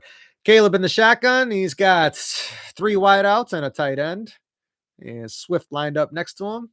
Looks like we're going to have an offsides. Caleb's got a free play. Get it out there, young man. He throws it deep. That's going to be intercepted, but that's not going to matter because there was a flag on the play. Bears just trying to get. Oh, the ball is out, and he's going to be down. But again, the Steelers were offside to begin that play, so everything that just happened on that play is going to be like it never happened. There was a word I was looking for, and I cannot think of what I was looking for. My brain just froze there. But yes, that was Nick Herbig, who's been having a big game so far, but he was offsides on that first down. So that will come back. It will be first down and 5 now with 57 seconds remaining. Bears still have 2 timeouts, down by 7. And I believe that's going to put the ball around their own 40-yard line. That is correct. Ball is at the 41 of Chicago. First down and 5. Caleb in the shotgun. Empty backfield. Takes the snap. Looking to his right. Throws it out there. That's going to be complete to Roma Dunze. And the ref will say he stepped out of bounds. That's going to bring up second down and 5 with 52 seconds remaining. Roma Dunze did catch the ball, but only got 1 foot in bounds on that one. So that will bring up second down and 5.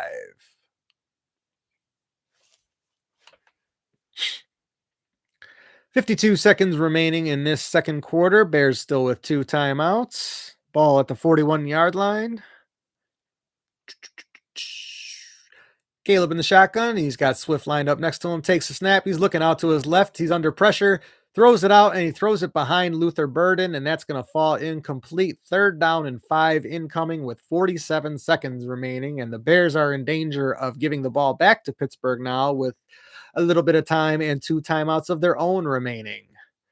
Ball thrown well behind Burden on a route. Looked like he was kind of lollygagging on, to be honest. But third down and 5 incoming. 47 seconds. Ball at the 41. Caleb in the shotgun. 3 wideouts, tight end. Swift lined up next to him. Takes the shotgun snap. Throws it out to Burden, who's got the first down, and he will cross midfield. He'll be brought down at the Pittsburgh 49, and that is where the Bears will take their second timeout. 41 seconds remaining. Welcome in, welcome in. Thank you for joining me. Please don't forget to like, subscribe, share, all that good stuff. Let's see here. Bears are down by 7. They have the ball first and 10 at the Pittsburgh 49 with 41 seconds remaining in this second quarter. They just put it to 42 seconds now on the clock. They still have 1 timeout left. Bears at a minimum going to try to put 3 points on the board before halftime. Of course, 7 would be ideal as they are down by 7. And you'd hate to have the Steelers getting the benefit of the double dip, scoring before halftime and then getting the ball to start the second half. Caleb takes the shotgun snap, looking over the middle. He throws it short to Swift, who's only going to have about a 7-yard gain. 35 seconds left on the clock, and the Bears look to be taking their final timeout now. That is the case. 35 seconds, the Bears will have second down and about 4, it would appear, after this final timeout. Bears, of course, leading their division currently, but that could change by the end of today. Detroit currently losing to the Giants of all teams. So that's certainly interesting. Packers up on Minnesota by 6 right now. Or 10-6, so they're up on Minnesota by 4, excuse me. Overcaffeinated. Still don't know what I'm saying, but all right. After the timeout, the Bears have 2nd and 4. Ball is at the Pittsburgh 43-yard line. Caleb takes a shotgun snap, throws it out to the right side to DeAndre Swift, who's going to have a first down, and he gets out of bounds to stop the clock, but there is a flag on the play, and there's currently 30 seconds remaining, but it looks like this one's going to go against the Bears. Too many flags against the Bears today. Illegal shift on the offense, and that will back them up 5 more yards.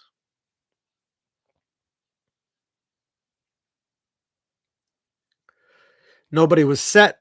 Caleb was directing traffic down there. They got the snap off too fast. None of the receivers were set for long enough before the snap. And that results in the illegal shift call. 30 seconds remaining. 2nd and 9. 21-14 Steelers. Ball back at the 48-yard line of Pittsburgh. Bears trying to get something here before halftime. No timeouts remaining. 30 seconds left to work with. Caleb in the shotgun with an empty backfield. DeAndre Swift in motion. Empty backfield still. Caleb takes the shotgun snap, looking over the middle, delivers, and that is way too tall for Rome Odunze, and that was almost picked on the overthrow. And that would have been Kyle Duggar coming down with it. However, it was a little hot for him as well. That will bring up 3rd down and 9. I mean, Odunze had no chance of coming down with that. And Caleb, he goes, but dude, that's on you. You're the one firing it out there that hot. What are we throwing it over the middle for anyways when we only got 30 seconds or less left and no timeouts? 3rd down and 9, 25 seconds remaining. Ball at the 48-yard line. Caleb in the shotgun. Empty backfield. Sends a man in motion. Takes the snap. Throws it out to Burden in space, who's got some room to run. He's out across the 30, and that's where he's going to be brought down at the 29-yard line, and the Bears are going to have to get up and clock this ball. 13 seconds, 12 seconds, 11 seconds, 10 seconds, 9, 8, 7, and that's where Caleb will clock it. The ball is at the 29-yard line, 2nd down and 10, and there are 7 seconds left on the clock. Jeez. This is not a pretty end to this half, but thankfully they at least do not give the ball back to Pittsburgh with any time left. Jeez. Luther Burden with tremendous room to work with out there. Some great blocking out in front of him by the wide receivers, but he ultimately gets caught from behind and brought down at the 29. Would have been amazing if he had housed that, but wasn't able to do it. Bears are going to run one more play here. Ball at the 29. Caleb in the shotgun. He's got Swift lined up next to him. Takes the shotgun snap, throws it out to the right side. And that's just going to go out of bounds, incomplete. That's almost like they were just trying to take a few seconds off the clock. There are now 3 seconds remaining, 3rd and 10, and the field goal unit will come onto the field. Cairo Santos on to kick the field goal. This one looks like it's going to be about, 38 yards?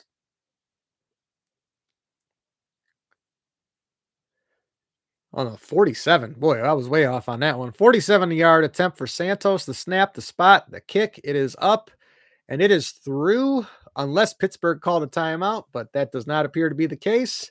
And we will go into halftime at 21-17. Pittsburgh with the lead, and Ben Johnson is probably going to have a bit of a blow-up on his offensive unit. Oh, Dennis Allen's going to have a blow-up on his defensive unit, but here we go into halftime. Bears down by 4, 21-17. Pittsburgh with the lead. And I am going to take a few minutes break. When I come back, we will go over some halftime stats. In fact, I'm going to pull those up on my phone right now just for the hell of it. so I have them ready when we come back. But we are officially at halftime. It will take a few moments, and I will return shortly.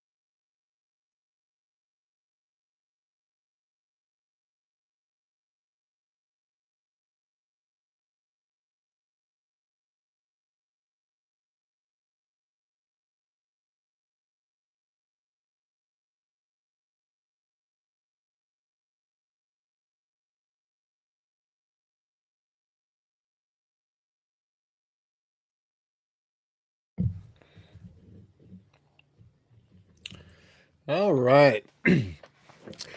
I am back, and man, they were just showing the highlights. Man, there's two highlights that are just embarrassing for the Bears right now. The first being that sack fumble by Caleb. I mean, that's just one of the ugliest looking sacks I've seen in a while. And then the Gainwell run on that fourth down fake tush push that they ran.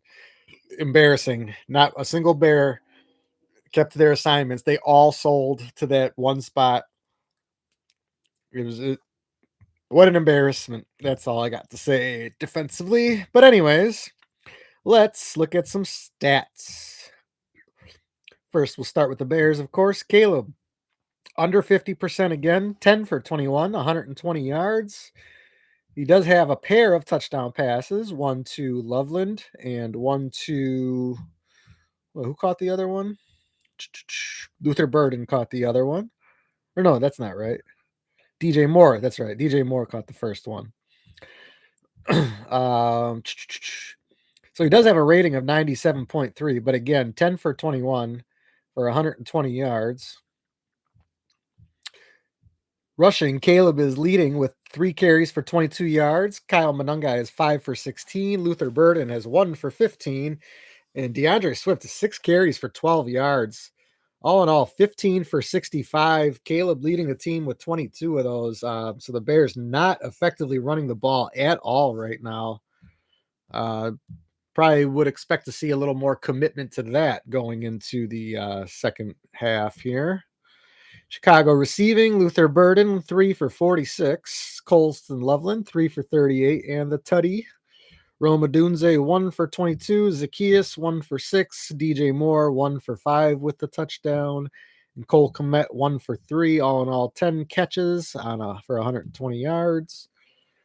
And of course, the Bears have 2 fumbles, one by Caleb and one by DeAndre Swift.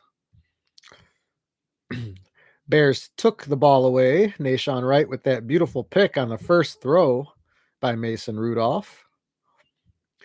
And then defensively, Kevin Byard has 1 tackle for a loss. Other than that, there are no other defensive stats that are notable. Takeaway and 1 tackle for a loss is all the defense has to speak for it right now. Going over the Steelers side, Mason Rudolph is 10 for 11. He's only thrown 1 incompletion, which of course was the pick to Nashawn Wright. He does only have 86 yards, so it's not like he's throwing it for big yardage, but he's not really having to throw it much at all. He does have, of course, the interception. But Pittsburgh rushing the ball extremely well. 16 carries, only 1 more carry than the Bears, but they have 125 yards on the ground. 5 for 73 by Gainwell. Jalen Warren has 8 for 40 and a touchdown. DK Metcalf, 2 for 12. They call that a rushing touchdown on that one that he scored. I thought that would have been a passing touchdown, but I guess that was a backwards pass. And Cam Hayward even has a carry for no yards. But that must have been the failed 4th down, I believe.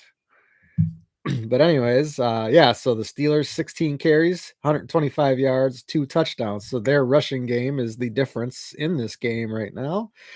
Receiving, Skoranek has 1 for 21. Gainwell has 2 for 18. Calvin Austin has 2 for 15. Washington has 1 for 13. DK Metcalf only 2 for 9. Jonnu Smith 1 for 8. Freiermuth 1 for 2. And defensively, see here, TJ Watt with a sack, 2 solo tackles. Herbig with the fumble recovery, of course, on that sack, and that resulted in a touchdown for the Steelers. So between the rushing attack and the touchdown scored by defensively by Pittsburgh, that's where we're at. 21-17 going into the second half. Pittsburgh taking the second half kick. The Bears down by 4. Ooh, that felt good. Welcome in. I am Joby Wan. I am here for the remainder of today's Bears game and for all the Bears games this season. Please do not forget to like the streams, subscribe to the channels, and share. The half we are about to get started in the third quarter here. They are just returning to the stadium for the broadcaster here. I imagine they're going to show us some first half stats on the screen, and then we will be underway momentarily.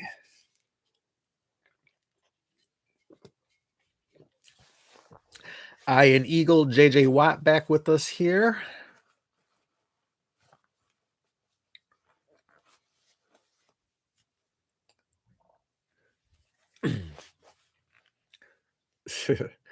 Yeah, and pretty much the whole Watt family is in the house right now. Of course, TJ surpassed JJ's sack total today on that sack fumble in the end zone. And they pretty much had JJ in the house for all of TJ's games this year, just waiting for that to happen. So 21-17, Cairo Santos is on the field, ready to kick this one away, just waiting for the ref to get this one rolling. The whistle blows, and Santos has the ball in the air. Ball being kicked into the shadows, lands at the 10-yard line where that will be returned, and he will be taken down at the 25-yard line. That is Gainwell on the return, and the Pittsburgh Steelers will have 1st and 10 from their own 25, and we are underway in the third quarter with 14:56 remaining.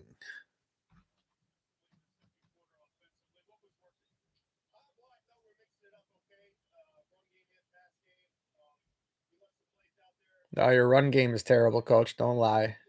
He said they were mixing it up.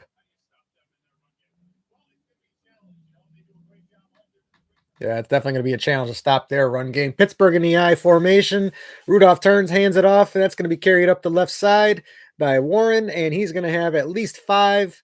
Looks like they'll mark him down after a gain of about 6. 14:44, 14:43, 14:42 left to go in this third quarter as we are now underway in this second half. Pittsburgh moving the ball now on their first possession of the second half. Score 21-17 Pittsburgh. 10 total possessions in the first half. Both teams scoring 7 points off of turnovers. Pittsburgh 2nd and 4. Rudolph under center. He's got an I formation in there. Offensive lineman in at tight end. Turns hands, fakes the handoff. He's rolling out to his right now, and he's looking for someone. Cannot find it. Escapes pressure, and he will go down after a short scramble of 2 yards. And that will bring up 3rd and short for the Steelers. Mason Rudolph, unable to find anyone downfield, somehow evades one of these backup Bears linebackers and manages to gain a couple of yards with his legs. Oh, geez, that was Sweat who missed him. Get your hands around him, Sweat. Come on now.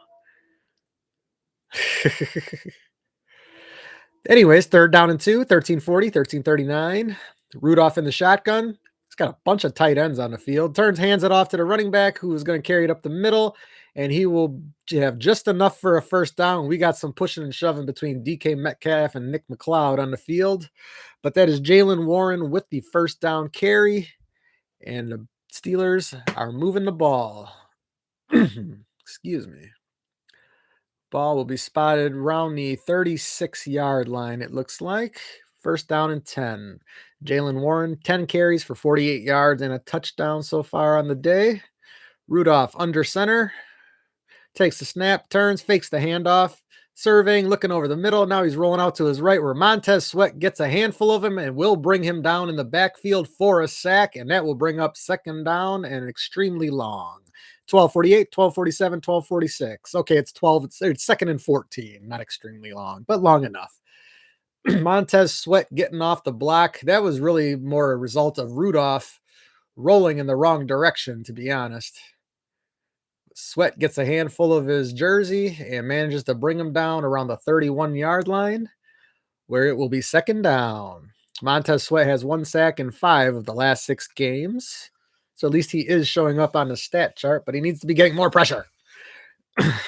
Snap and handoff to Warren, and he will carry it out to the 35, maybe the 36-yard line, and it will be 3rd down. Gains the lost yardage back, and it will be 3rd and 10. 12:03, 12:02, 12:01 remaining in this third quarter.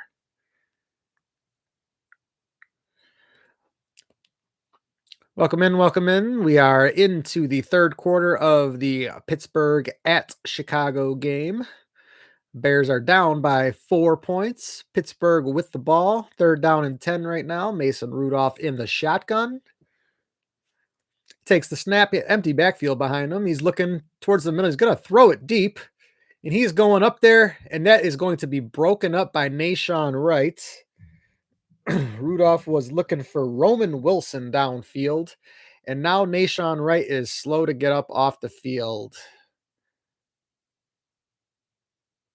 Seems like he is all right, but just slow to get up as he was high pointing another one. I mean, he almost came down with that one again.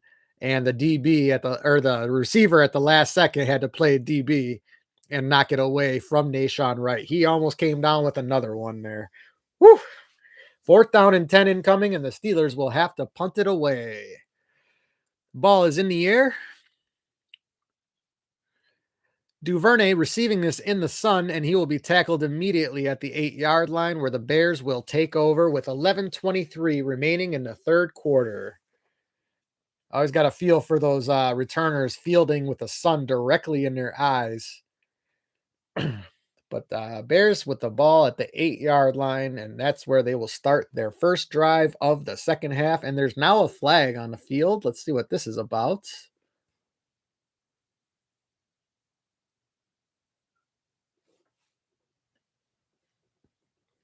Refs talking it over.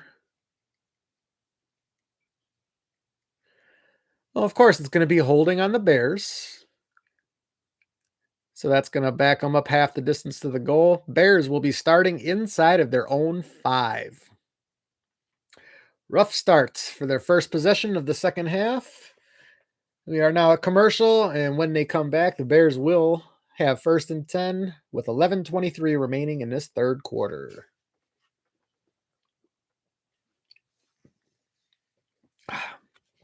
Bears not catching a whole lot of breaks today from the refs, that's for sure. But when do they ever? Oh, yeah.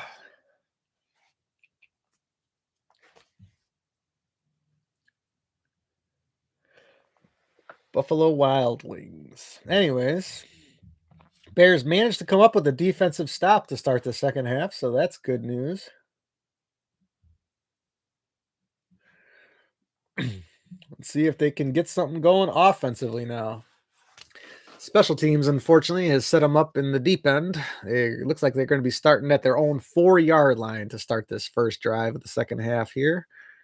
So, challenge in front of them. Ow.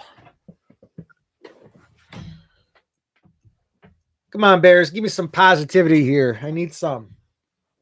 I feel like, first half, we were really riding a roller coaster there. But just coming away with the field goal at the end of the first half there. Just kind of leaving me in the druthers to start the second half here. So the stop is the first step. Now we need a score. Let's get that tutty, boys. Let's get that tutty.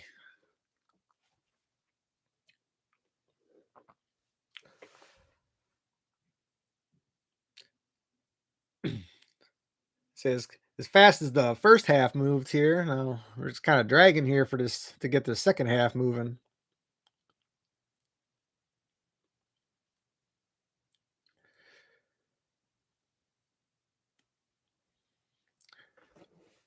Wonder if we're setting the stage for these cardiac bears to give us a heart attack for four Sundays straight. That would be quite the feat. I'm not prepared for that today. I just I can't keep taking these cardiac arrest events here. The screen says 4th and 20. I don't know what is going on here now. I thought the penalty was on the Bears on the punt. Now they're looks like they're going to be re-kicking or something. I don't know what's going on. That is indeed the case. The special teams units are back on the field after the commercial break. Now Zacchaeus is back to return, which is interesting. But Steelers getting ready to punt this one away again. Uh, 4th and 20. They had said that that call was against the Bears. They were going to be backed up to their own 4-yard line, but now we are re-kicking this punt after the commercial break. Ball is now in the air. Zacchaeus back to return. This is a bad kick, and that's going to go out of bounds inside of the or before it gets to the 35 of Chicago. And now we got some pushing and shoving on the field. We got a Pittsburgh player tackling a Bears player after the play is over. I don't know what's going on out here.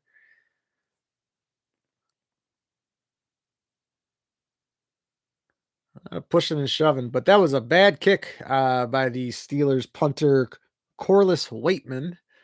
And the Bears are going to have reasonably decent field position to start this drive.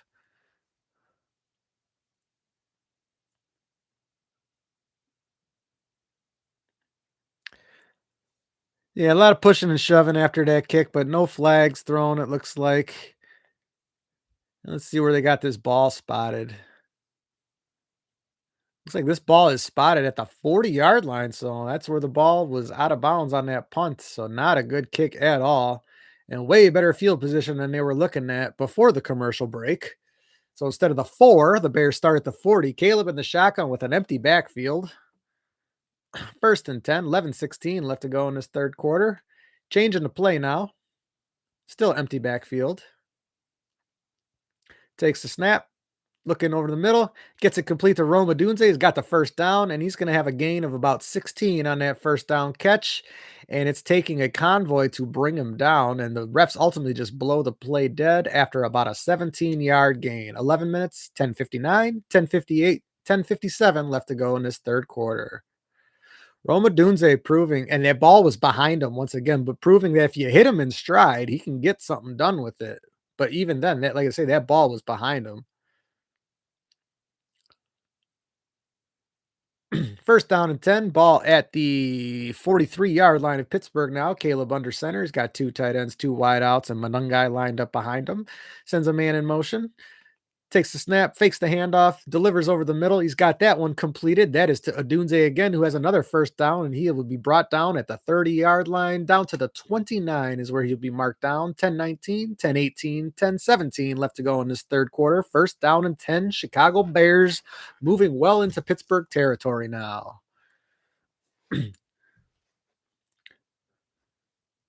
Camera focused on Mike Tomlin right now. Looked like the Bears were running some tempo at first there, but now they're just kind of running normal offense. Getting to the line of scrimmage now. 12 seconds left on the play clock. Caleb in the shotgun. He's got 2 wideouts, 2 tight ends, and Manungai lined up next to him. Sends Loveland in motion. Takes the shotgun snap. Gets it out to DJ Moore quick, who's going to have a gain actually on that bubble screen. He picks up about 6 on that bubble screen play.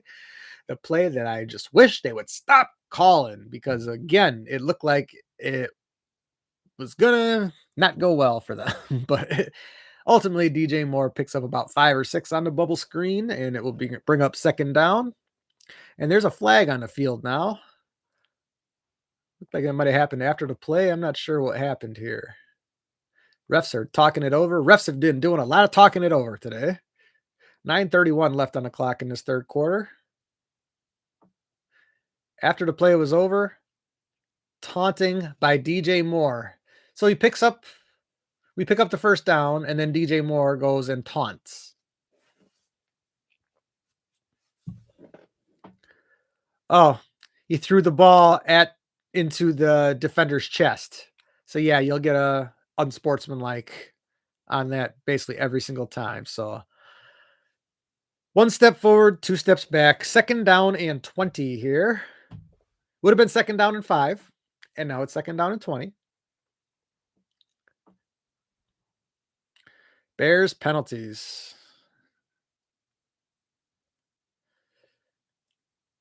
Ball is back at the 39-yard line of Pittsburgh now. Caleb in the shotgun, 2 tight ends, 2 wideouts. Takes the shotgun snap, under pressure, gets it out to DeAndre Swift, who in the screen, who's got a convoy out in front of him, and manages to pick up about 15 of those 20 yards, and it will be 3rd down and manageable on that nice screenplay. Bears very fortunate to get that screen off because Caleb was under duress almost immediately on that play from the left side of his line. Whew. The convoy did not develop well on that play, though. Could have gone for more, but the blockers, Anyways, Caleb in the shotgun, set third down and 6. The ball is at the 25 of Pittsburgh. Caleb takes the shotgun snap. There was an offsides player, so Caleb has a free play, gets it out to DJ Moore, who scores on a nice pass from Caleb. DJ was just wide open. There was nobody covering him. And it was a free play either way, but that's going to be a touchdown. And the Bears are now going to take a 2-point lead pending the extra point. Can't do the math in my head all of a sudden right now. But DJ Moore with the touchdown catch on a 25-yard dart from Caleb Williams. And yeah, broken coverage. Nobody on him. Absolutely nobody on him. And I got a ringing in my ear. I don't know what's going on here. 23-21. The extra point is up and it is through. And the Bears now lead by 3 with 8:29 remaining in this third quarter. So on the other side of halftime, the Bears managed to get a stop and then immediately take the ball downfield and score a touchdown. Momentum back in their favor. Let's see if they can keep it now. I was called a pessimist recently, and I guess I kind of am calling this game like a pessimist right now, but that's because the roller coaster just keeps going up and down, up and down. Right now, we're on the upswing. Hopefully, we don't get too far downhill on the next series. All right. Speaking of that, let's go P for the D. I will be right back.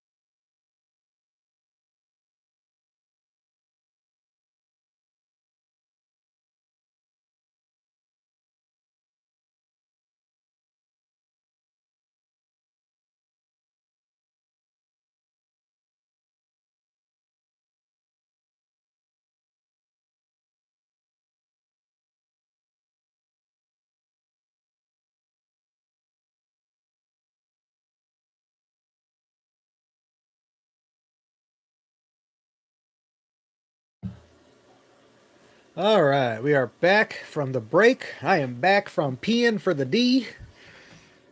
And the Bears are getting ready to kick this one away to the Steelers after taking the 3-point lead on a dart from Caleb Williams to DJ Moore, who was completely uncovered. And we are ready to get this ball game back underway. Cairo Santos getting ready to kick this one off. Ah, my ear, I tell you.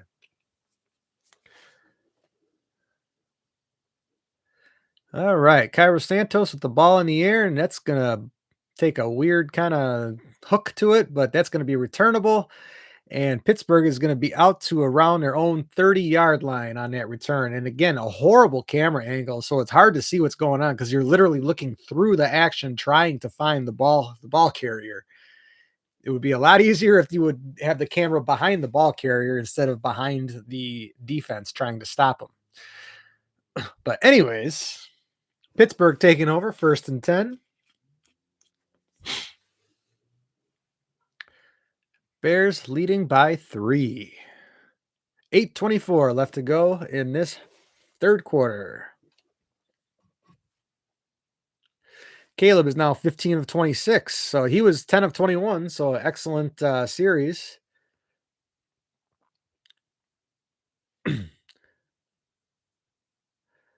All right, Gainwell takes the handoff, and he's going to have about an 8-yard gain on that first down carry. That will bring up second down and short. 8-13, 8-12, 8-11 left to go in this third quarter. Bears still having trouble stopping that Pittsburgh running game. Pittsburgh running it very well in the first half, of course. Bears did manage to stop them on the first series. Up Pittsburgh with the quick snap, get it to Gainwell, and he's going to end up being stopped for no gain on that play, and that's going to bring up third down and short, about 2 yards.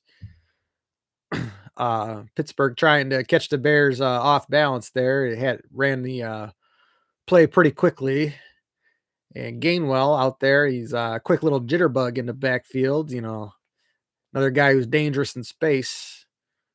With the ball in his hands. So third down and 2, 7:24, 7:23, 7:22 remaining on the clock. CBS has got to get a handle on this camera angle business. All right, Rudolph in the shotgun. Looked like they might have been direct snapping at the Gainwell or something on that. Third down and 2, Rudolph takes the snap, looking out to his right, looking out to his left, gets it out quick to Gainwell, who's going to try to turn the corner, but will end up losing a yard on that reception, and that's going to bring up fourth down and 3. 6:59, 6:58, 6:57 left to go in this third quarter, and the Bears come up with a stop, and the Steelers are going to have to punt it away.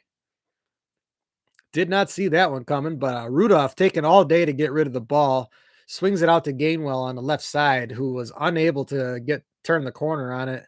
You had Gardner Johnson out there along with one of the nameless linebackers that we have out there. I am sorry, I have no idea who these linebackers are playing for the Bears right now. Snap on the punt, kick is away. And it's going to be a short kick, and that is called for a fair catch by Duvernay around the 27-yard line, and that is where the Bears will take over with 6:23 remaining on this third quarter. Looked like there might have been some movement along the line before that snap, but ultimately no flags, and Bears will take over. Welcome in, welcome in. Thank you for joining me. Don't forget to please like, subscribe, share. I will be here for the remainder of today's game and for all the Bears games. I was over caffeinated to start this thing out, and I'm starting to crash a little bit. And that's compounded by the fact that I didn't get home until after bar closed this morning. So, yeah, lesson learned, I guess. Don't be going out before a noon game. But anyways, Bears have the 3-point lead, and they have the ball once again, hoping to extend it. We are just waiting to come back from the commercial break after they took possession after the Steelers went 3 and outs. And man, my right ear is just bugging the crap out of me all of a sudden. That just started on the last possession here. I don't know what's going on. Started ringing all of a sudden. And now it's a little muted, and I don't like it. I've had ear problems in the past, so don't like it. But we'll deal with it after this game is over.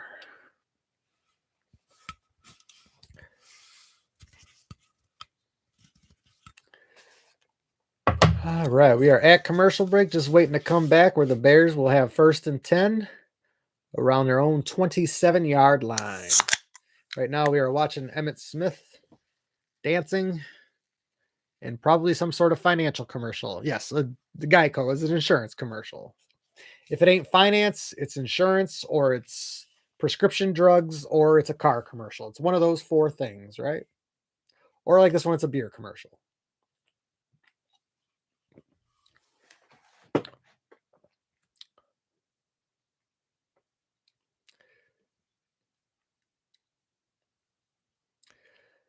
Eagles Cowboys at 4:25. Probably tune into that while I'm doing a little editing work today. Well, we got the slime time people out here. Is that really a draw on Nickelodeon, the slime time football stuff? I remember when Mitch was the MVP, the first ever MVP, the Nickelodeon valuable player or whatever they called it. Anyways, Caleb under center. He's got 2 tight ends, 1 wide out. Or no, excuse me, 2 wide outs.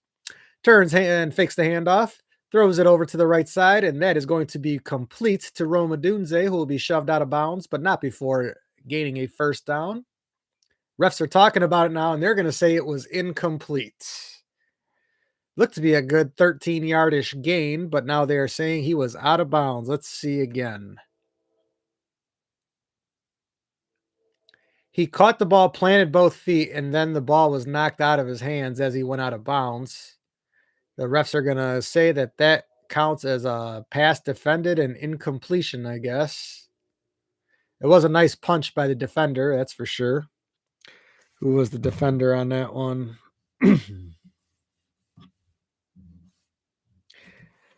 Too late. Can't keep looking at it. I don't think I have the name written down because the Steelers are down players too. Caleb takes the snap. He's looking and he can't find anybody. He rolls out to his right and he's just going to deliver it to the feet of Durham Smythe. That will fall incomplete and it will be 3rd down and 10 with 6:11 remaining in this third quarter. But yeah, the Steelers have injury issues just like the Bears do. So looks like I might have a few names not written down as well here.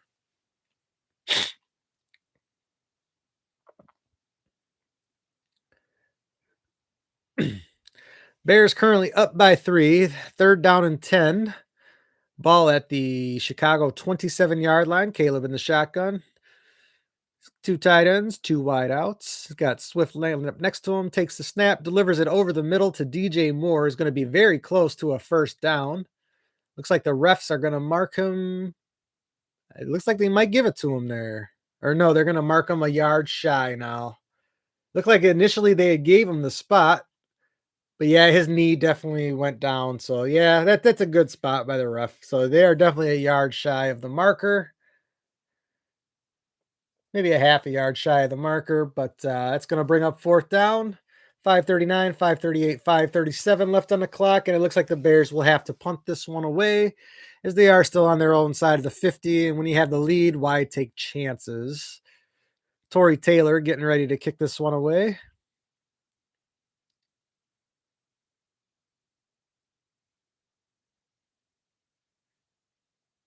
Snap, and the kick is in the air. Caught at the 21-yard line, and that is going to be returned out to about the 30, and that was Calvin Austin on the return, and that is where Pittsburgh will take over with 5:08 remaining in this third quarter. Bears hanging on to a 3-point lead right now. Pittsburgh taking over with a rushing attack that the Bears have continued to have issues with. However, they have managed to stop the Steelers so far in this second half.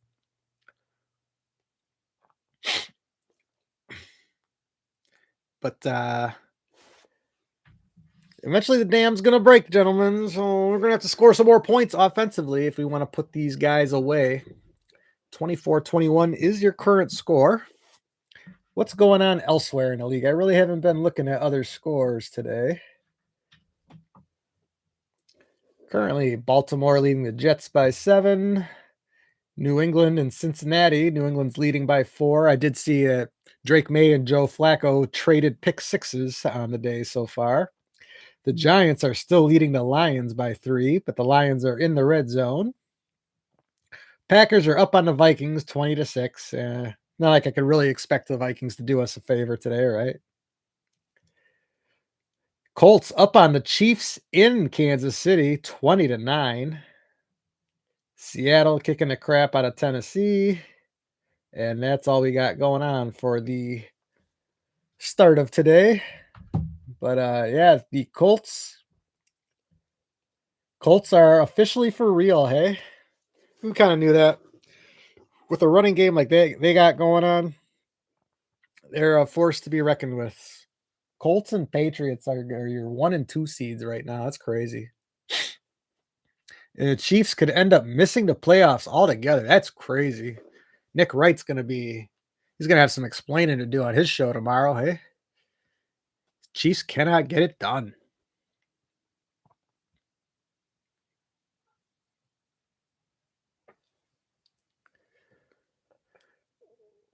Long commercial break after the punt play. Jeez. This broadcast has been whack today.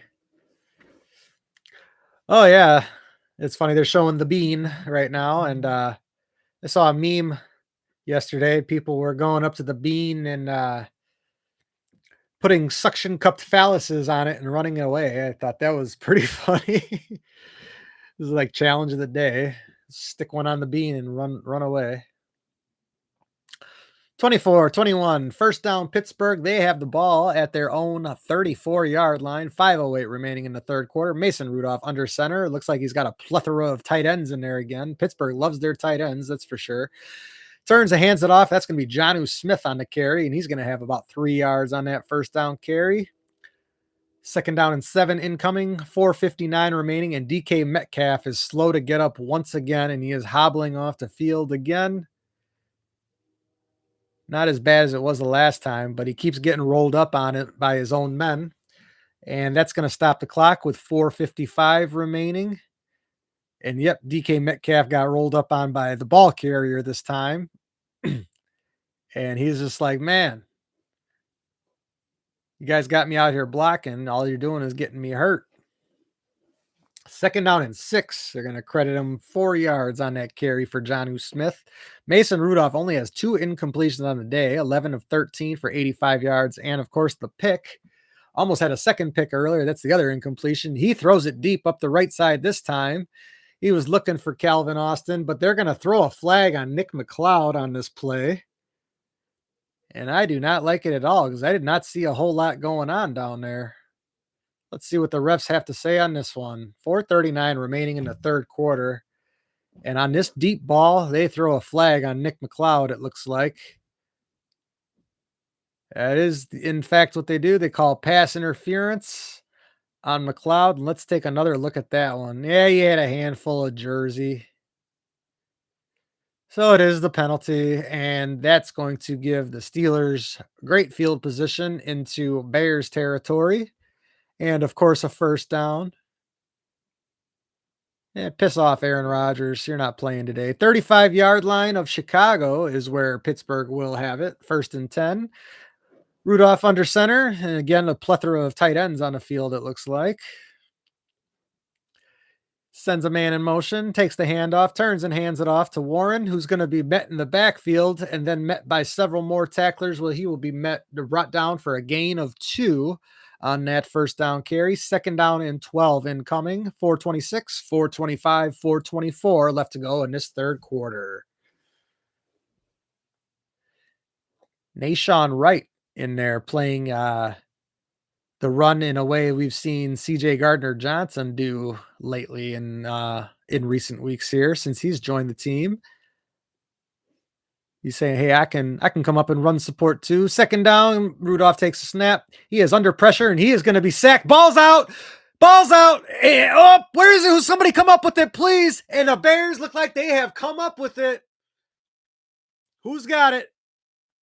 Montez Sweat comes up with the football after Mason Rudolph gets sacked. That ball was out. It was getting kicked around by multiple players. Jervon Dexter had a chance to come up with it. It looked like he was upset with it. But Montez Sweat able to come up with it. Looks like he might have been the guy who forced it as well. Let's take a look at that.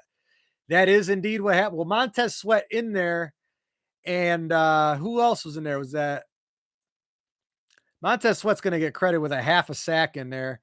Dexter's upset because he didn't come up with the ball, but Sweat did come up with the ball, and the Bears will have first down in their own territory, I believe. Bears with a total of 24 takeaways on the season now. This is their 11th game now, so averaging more than 2 takeaways a game. First and 10, Chicago. Let's see where the ball is spotted. It is at the 46-yard line on their own side of the field. Caleb takes a snap, looking over the middle, delivers. That's going to be completed to DJ Moore, who will be brought down around the Pittsburgh 34-yard line, where the Bears will have first and 10, 3:40, 3:39, 3:38 remaining in this third quarter. Whew, action now. I love it. DJ Moore with a nice catch. Goes down at the 34. Bears in Pittsburgh territory. One play in. Started at their own 46. Now at the Pittsburgh 34. DJ Moore having a day today. Caleb under center. He's got Monungai lined up behind him, turns and hands it off to Monungai, who carries it up the right side, and he's going to have a gain of 7 on that first down carry. That will bring up second down, 3:02, 3:01, 3 minutes remaining in this third quarter.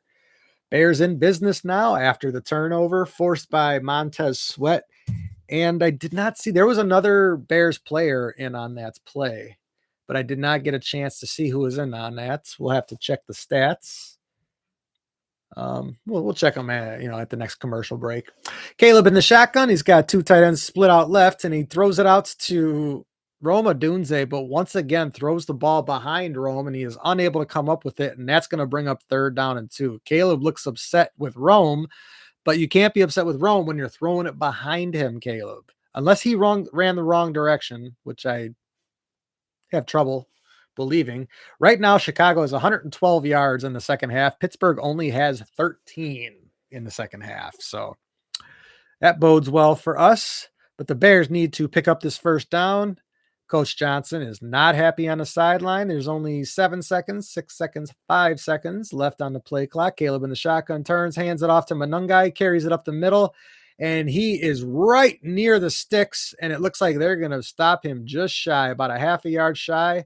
We have one ref marking it first down and another marking it short. But the near side ref says, move the sticks. They got it. First down, Bears. Monungai fighting for every inch on that one. And it looks like the near side ref was right. Looks like he definitely did pick that one up. So the Bears have it, first and 10, 2:02, 2:01, 2 minutes remaining in this third quarter. 155.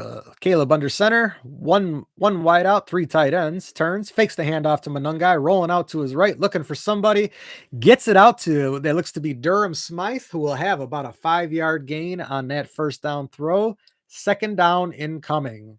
Durham Smythe, the third tight end,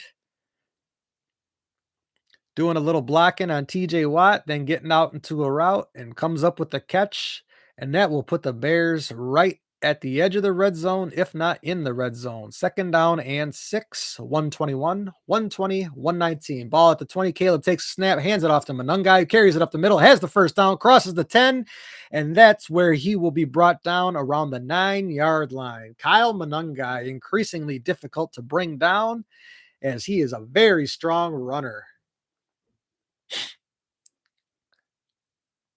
Little bit of a cutback run there. He was initially carrying it up the left side, cuts it to the right, and he has a gain of about, about 12 on that play. And the Bears have first down and goal.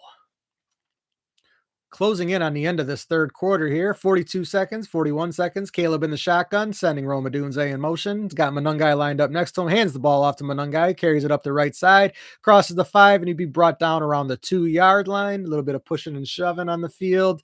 Second down and goal incoming, but that is likely the final play of the third quarter. 23, 22, 21 seconds remaining, and we have 28, 27, 26 remaining on the play clock. See what the Bears decide to do, but I doubt they will push the envelope, and they will wait till the fourth quarter to attempt this second and goal play. It is indeed what they do, and this will be the end of the third quarter. The Bears leading 24-21 with the ball, second and goal from the 3-yard line when we come back from commercial. And I will be back momentarily.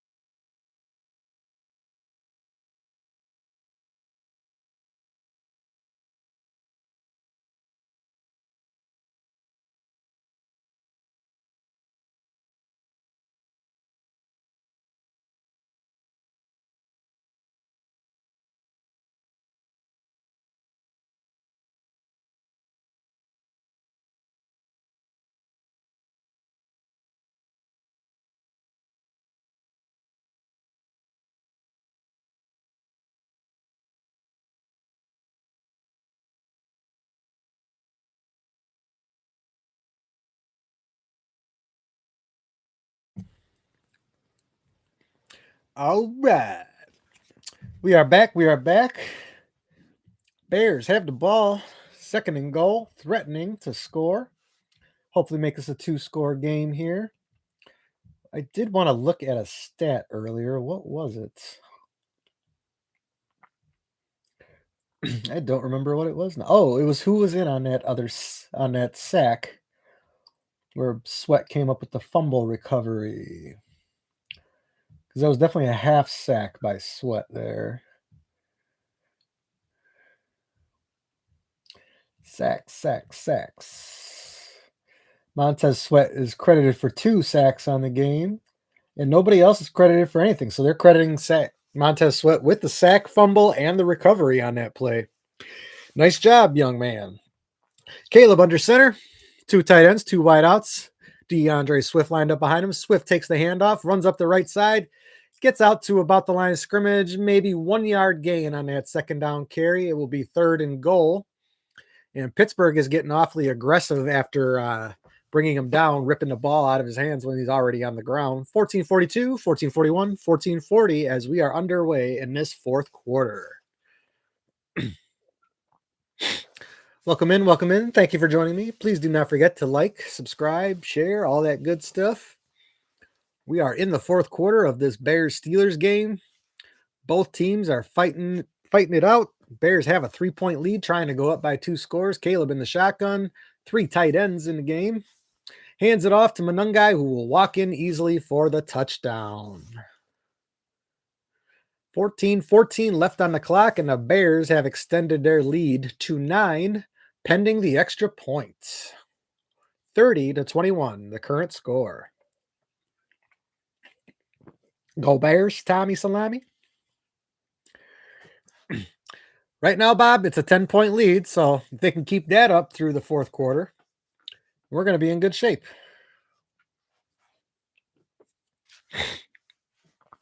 Manungai, 3rd straight game with a rushing touchdown. Cairo Santos in for the extra point. The snap, the spot, the kick, and it is up and through, and the Bears lead by 10 with 14-14 remaining in this 4th quarter. And, of course, that score made possible by the sack fumble by Montez Sweat, and then, of course, the recovery by Montez Sweat. So the big man getting it done with 2 sacks and a fumble recovery on the day. And the Bears have a 10-point lead now. Scusi.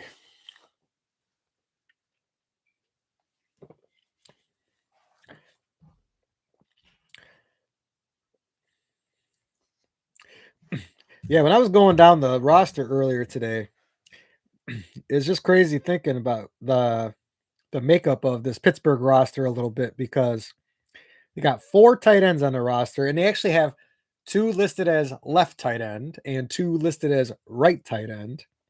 We got Jonnu Smith and Pat Freiermuth at one side, and Darnell Washington and Connor Hayward at the other side.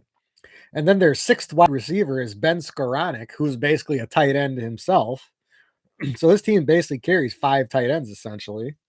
And then when I saw that they carried only 4 corners and 5 safeties, I thought that was curious as well. And boy, does this team love their linebackers as well. They got 2, 4, 6, 9 linebackers on this team. And only 3 defensive ends on the team. Granted, they run a 3-4 offense, so one of your outside linebackers is essentially the other defensive end. But yeah, most teams opt to carry 4 defensive ends and 8 linebackers, and they carry 9 linebackers and 3 defensive ends on this team, which is crazy. But Bears are leading by 10 with 14-14 left to go, and we are just waiting to come back from the commercial break, where the Steelers will be receiving the kickoff.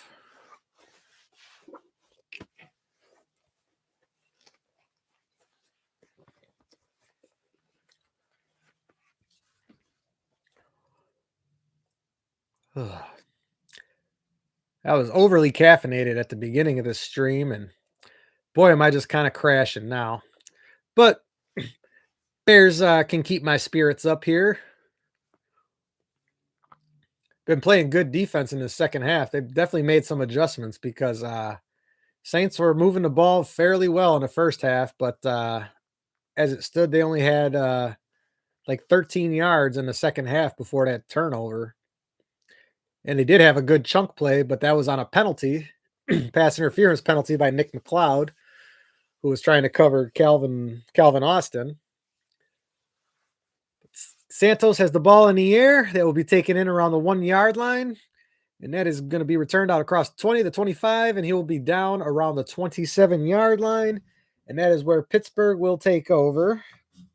That returner was Keyshawn Williams. All the Pittsburgh returners have had a shot at returning kickoffs today. Keyshawn Williams, Kenneth Gainwell, and Calvin Austin all have at least one kick return.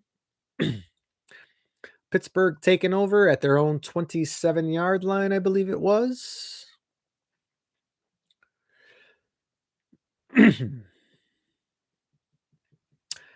And Rudolph takes a shotgun snap, looking to the right, throws it over the middle, and that's going to be complete out to Jonnu Smith, and that's going to be about a 7-yard gain on that first down throw. 13:58, 13:57, 13:56 remaining in this fourth quarter. Bears with a 10-point lead. Pittsburgh with the ball, 2nd down and 3.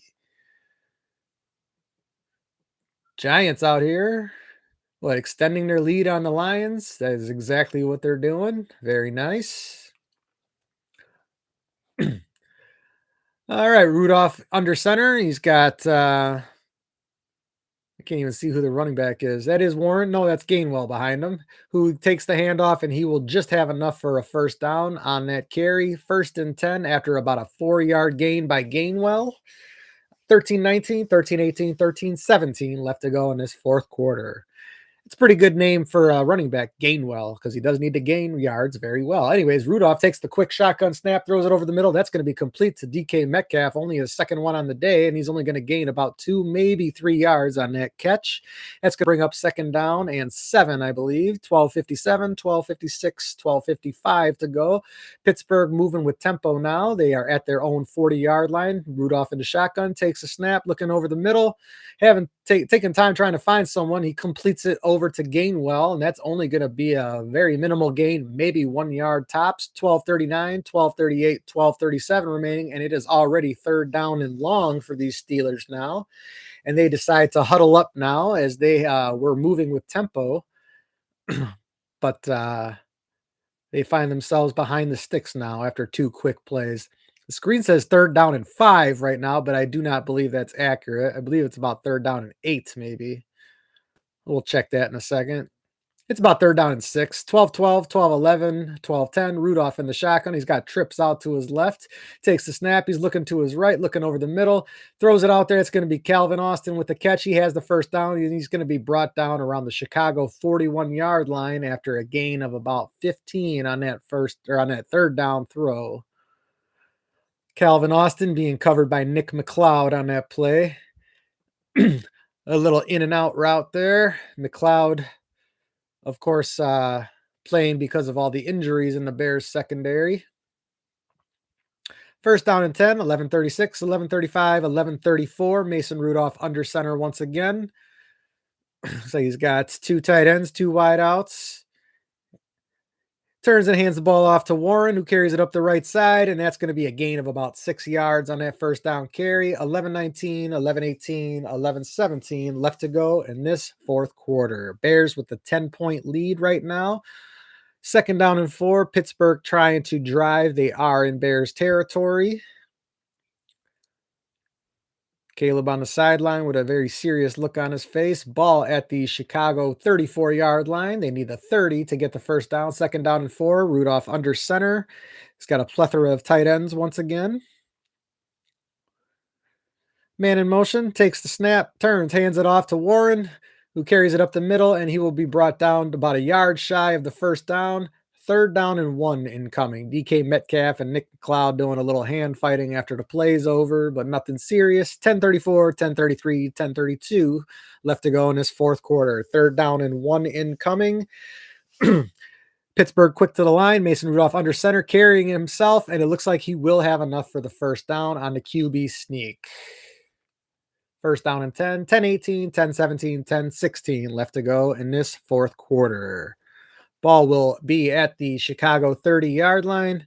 Mason Rudolph does indeed pick up the first down on the quarterback sneak. And that almost looked a little too easy. Jervon Dexter had no push coming off the line on that play right there. 9:58, 9:57, 9:56. Mason Rudolph under center, ball at the Chicago 29-yard line.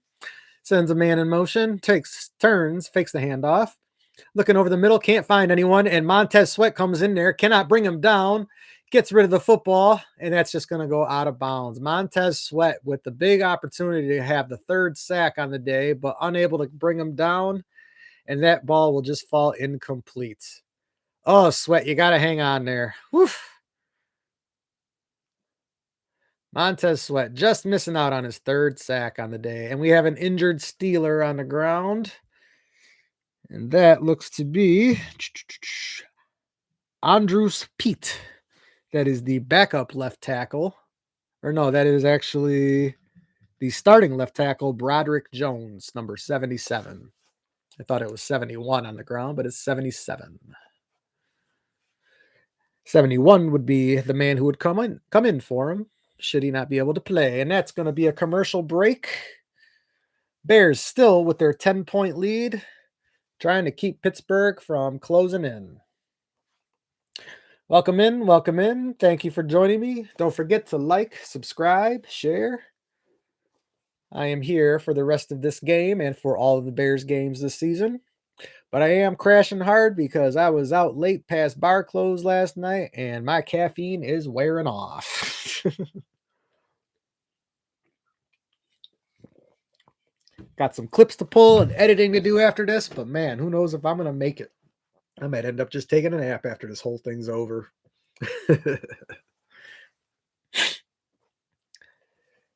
We are at commercial. We have an injured Steeler on the field. Pittsburgh is driving. Bears trying to hold him to a 3 at the minimum here. A 0 would be best, of course. Bears defense has been very stout in the second half after giving up many big runs in the first half.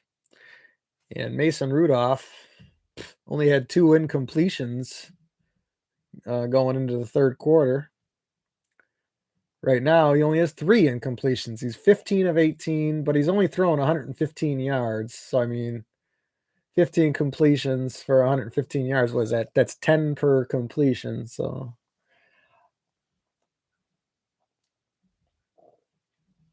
he does have the INT, 2 sacks. Almost had a third one there. Sweat. Man, that was close.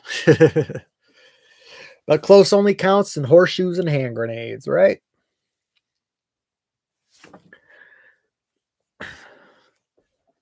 Just waiting to come back from the commercial after the left tackle for the Steelers got injured, Broderick Jones.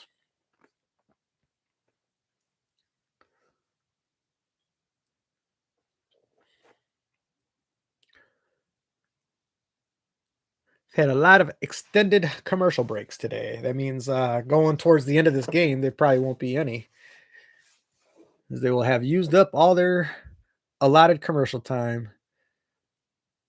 All right. That is Broderick Jones, and he's slamming his helmet coming off the sideline. Rudolph in the shotgun, sends a man in motion. He's got 2 men out to his left. Hands the ball off. That's going to be carried up the middle by Tyler Warren. He'll have 3, maybe 4 yards on that second down and 10. That will bring up third down and 6. 9:33, 9:32, 9:31 remaining in this fourth quarter. Bears with the 10-point lead. Steelers moving with tempo. They're right back to the line. Rudolph in the shotgun, takes a snap, looking out to his left side, throws it, and the receiver and the DB got tangled up, and they both fell over, and the late flag comes in. Come on now. They were tangled up. That is not a penalty. That ref threw that flag late. Come on now, dude. BS, man. Nashawn Wright gets called for a pass interference, and that's going to keep the Steelers' drive alive. Bengals fan rooting for Steelers or against the Steelers? You got to pick one there. Anyways, that keeps the drive alive for the Steelers. That's the second time today the Bears have had a pass interference get called on them. Ball at the 15-yard line of Chicago now after the penalty. Rudolph under center. Weak eye behind him. Sends the tight end in motion. Turns and hands it off. This is going to be Tyler Warren on the carry again, and he's going to have a gain of about 4, closing in on the Bears' 10-yard line. That's a second down now. 9:09, 9:08, 9:07 remaining in this fourth quarter. Is it 71 or 77? I cannot tell. Looks like 77. So, yes, that is the starting left tackle for Pittsburgh, who is out. He's being escorted back to the locker room now. And we now have an injured Bear as well. That is Dominique Robinson coming off the field for the Bears now. 6'5". That's a big man playing on the line.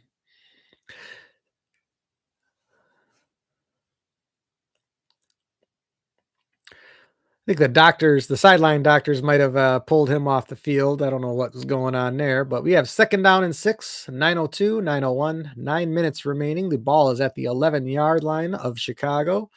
Mason Rudolph in the shotgun. He's got trips out to his left. He's got a man out to his right.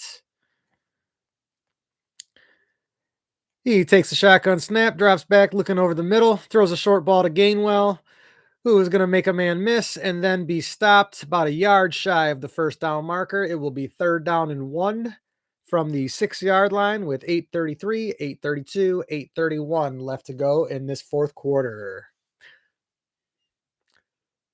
Bears hanging on to this lead. Steelers back to the line quick. Rudolph under center. He's going to keep it himself, and he does get across, and that will be a Pittsburgh first down and goal from just inside the 5-yard line. 8:11, 8:10 left to go in this fourth quarter. And again, that just looked a little too easy. At least he got hit on that one. Jeez.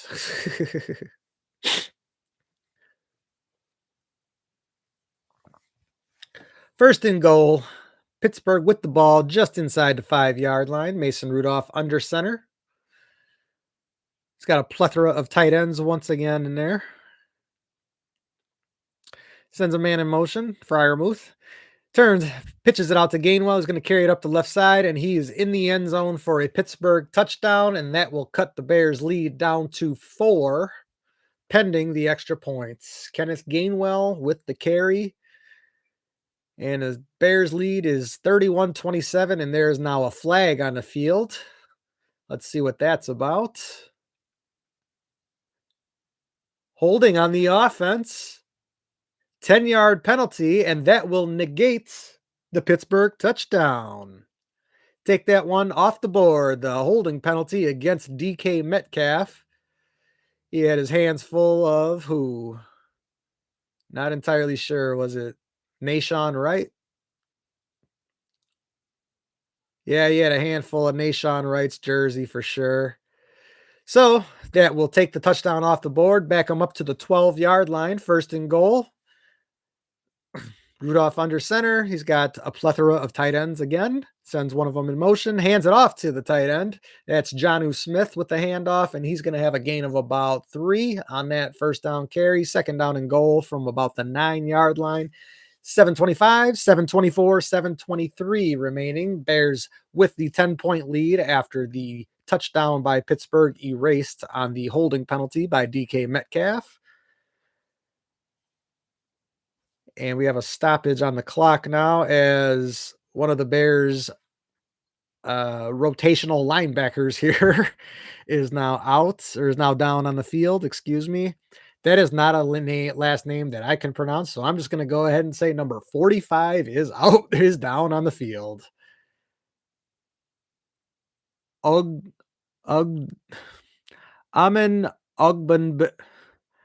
Ogbongbemiga. I'm sorry. I'm just going to call you Amen, and we'll call it a day. 6'1", 226, age 27, out of Oklahoma State, 5th season. And that is not a name I am familiar with. Bears digging deep into that linebacker roster today, that's for sure. Bears still with the 10-point lead. It was cut down to 6 a moment ago, but touchdown taken off the board because of a holding penalty by DK Metcalf. And we are just waiting to get back underway. Amen is coming off the field. And the Pittsburgh Steelers will have second and goal from about the 9-yard line with 7:17 left on the clock.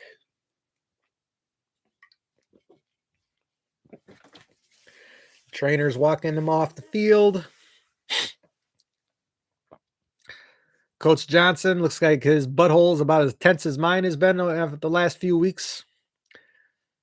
Nothing is guaranteed, right?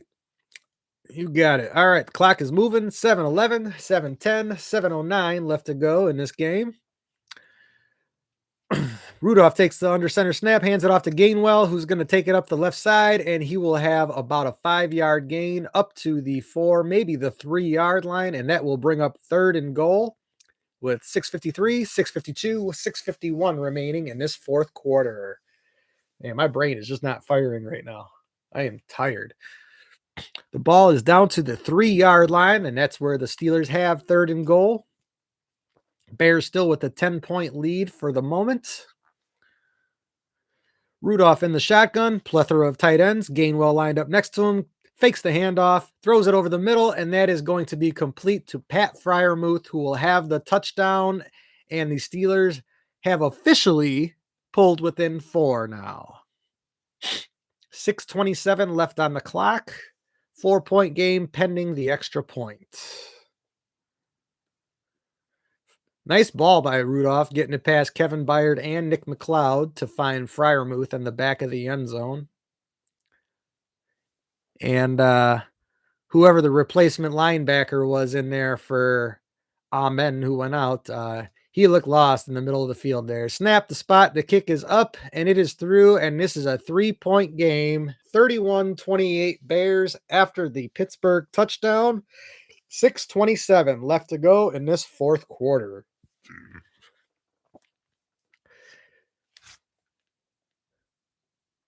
Ravens fans checking in. Hey, we're doing what we can here. I think Aaron Rodgers not playing today is doing you guys a favor, but right now the Steelers offense is coming alive now in the second half. As you can see, Mason Rudolph has only thrown 3 incompletions today. One was an interception, and then another one was very close to being picked. But Bears defense, while they had a good run there in the third and the first half of the fourth quarter, they have just given up this touchdown, and now it's going to be up to the offense to really ice the crap out of this game. But we're going to try and get it done for you, Ravens fans, even though you guys beat the crap out of us earlier in the season. Damn Ravens. But anyways. All right. Duvernay and Blackwell ready to return this kick. The ref has gotten a play clock rolling. We're just getting ready for Boswell to kick this one away. It is in the air. It'll be taken in by Duvernay at the 2. He's crossing the 10 to 15 to 20-yard line out to the 25 to the 30. And he'll be brought down around the 32 or 33-yard line. And that is where the Bears will take over first and 10 with 6:20 left to go in this game, leading by 3. Welcome in, welcome in. Thank you for joining me. Don't forget to like, subscribe, share, all that good stuff. BP starting to climb, need a touchdown. It's not BP time yet. If they don't do anything on this series, then that's when the blood pressure starts rising. But right now we're still okay. It's what happens on this series that justifies. Ball at the 32. Caleb in the shotgun. 2 wideouts to his left, 1 to his right. Swift lined up next to him. Fakes the handoff to Swift, looking over the middle, fires it out there, and that's going to fall incomplete to Adunze. And why are we not trusting our running backs at the end of a game to close this game out? Our running backs and our offensive line have been excellent lately. And Caleb fires an incomplete pass and immediately starts looking at the scoreboard, looking for the replay or something. Like, what are you doing? I don't know what happened there. It looked like Adunze had a chance to come up with that one. Second down and 10, 6:16 left to go. Caleb in the shotgun. Two tight ends to his right, two wide outs to his left. Swift lined up next to him on his left. Hands the ball off to Swift, who carries it up the right side, and that's going to go for about only 2 yards on that second down carry. And that's the play they should have called on first down, gentlemen. But that's going to bring up third down and about 8. 6 minutes, 5:59, 5:58 remaining in this fourth quarter. Bob, you might be right. It might be it's going to be a problem if they don't convert this third down. That's for sure. Third down and 8, 5:46, 5:45, 5:44. Caleb in the shotgun. He's got 3 wideouts, 2 tight ends, it looks like. Directing some traffic. He's running out of time on the play clock. And he is out of time on the play clock. That's going to be a delay of game. Third down and 8 is going to turn down into third down and 13. I don't know what he was doing down there, but they had 3 wideouts, 2 tight ends in there. One of the tight ends was lined up in the backfield, and then Caleb just didn't look like he knew what he was doing. Delay of game turns third and 8 into third and 13. No, Pack, no. We got to get past the Steelers before we can get by the Eagles. So,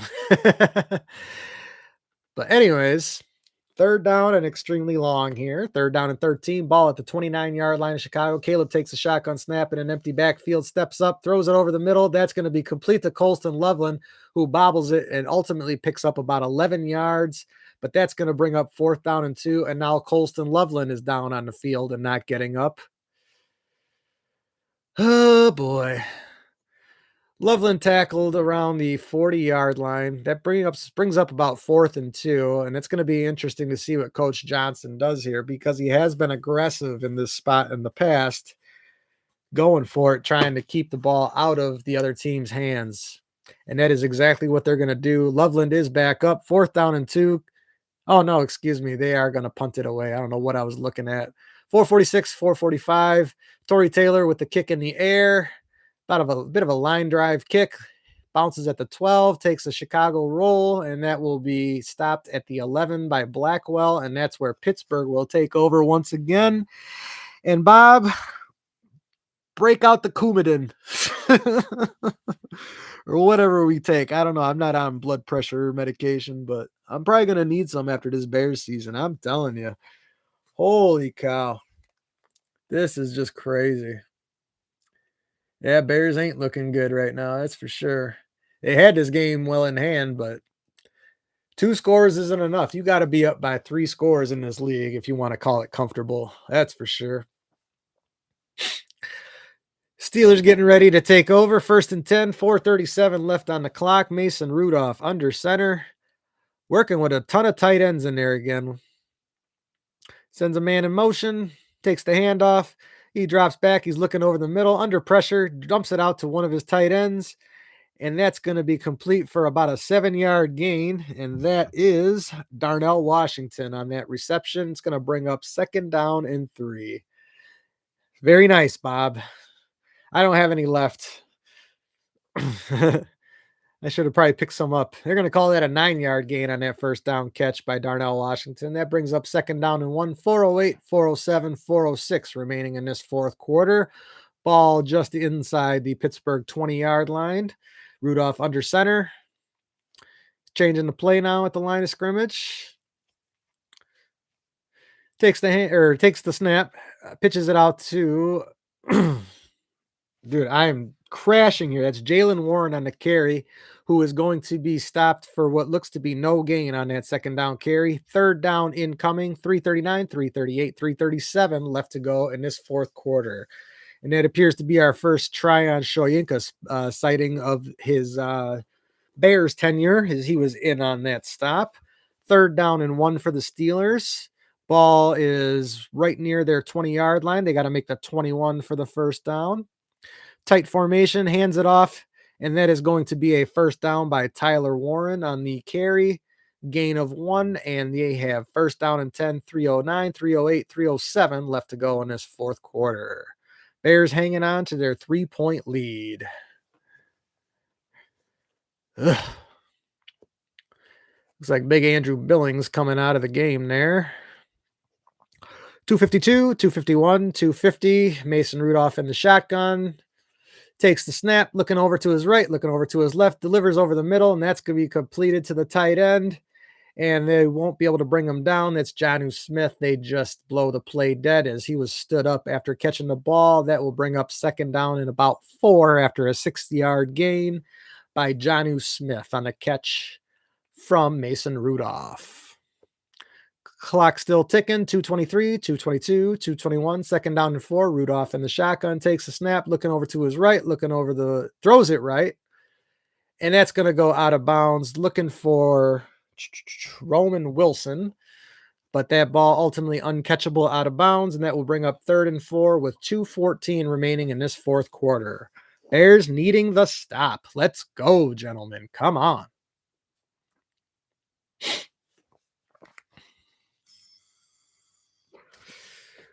Both teams with all 3 of their timeouts, and of course a 2-minute warning still in play as well. 3rd down and 4 incoming.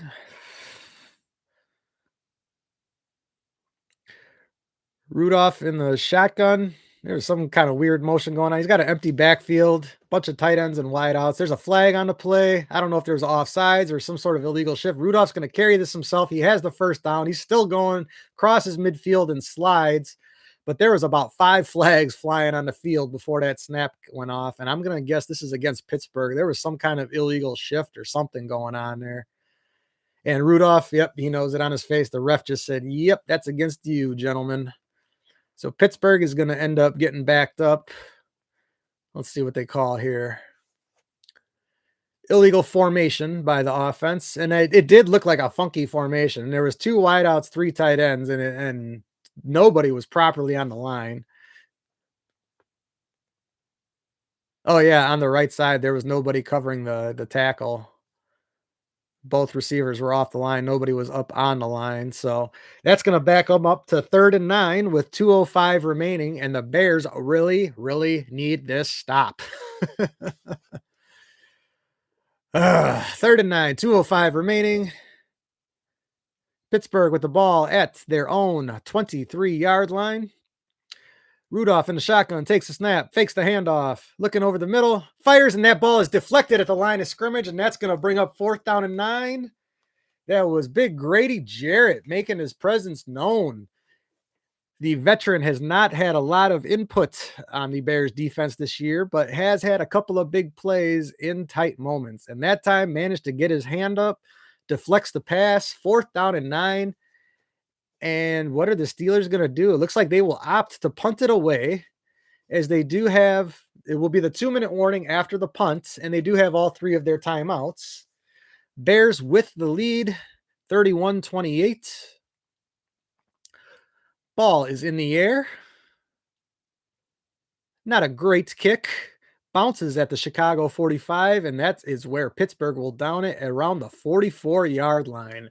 Bears with great field position, and all they need to do is ice this clock. 1:53 remaining. Bears with the ball at their own 44. And, of course, Pittsburgh with all 3 of their timeouts. But Bears with a chance to ice this game for you Ravens fans who have joined me here, as they are up by 3. And by the end of today, Baltimore could find themselves in first place in the AFC North. And the Bears will remain in first place in the NFC North. Detroit is still down by 3 with 2 minutes remaining. They do have the ball in their game. And the Packers, I can't imagine that they're losing. Is that game over? That game is over. They beat Minnesota 23-6. So Packers will, if the Bears pull this one out, Packers will still be nipping at our heels by a half a game. But Detroit will be 2 games back if they lose their game and we win. But let's not count our chickens before they hatch. Let's just focus. You are absolutely right, Bob. Run, run, run all the way. I do not want to see that ball get thrown unless it is 3rd down and long. And even then, that's still a dicey prospect. So thank you, everybody, for joining me. Welcome in. Welcome in. Don't forget to like, subscribe, share, all that good stuff. I see we have been having some not Raisins fans. Jesus Christ, I can't even talk here. Ravens fans checking in with us as they are hoping that their Steelers meet their demise. Of course, I think Ravens, you were helped out by the fact that Aaron Rodgers did not play today because our linebacker play has been suspect to say the least due to the fact that all three of our starting linebackers were out today. And then we lost another one to injury. Ruben Hippolyte went out during the first half and never came back. And it's just been a veritable who's that guy playing linebacker for the Bears today. So, well, we are inside the 2-minute warning. We're just waiting to come back from commercial. Steelers and Bears both have all three of their timeouts. Bears with the ball at their own 44, hoping to ice this game.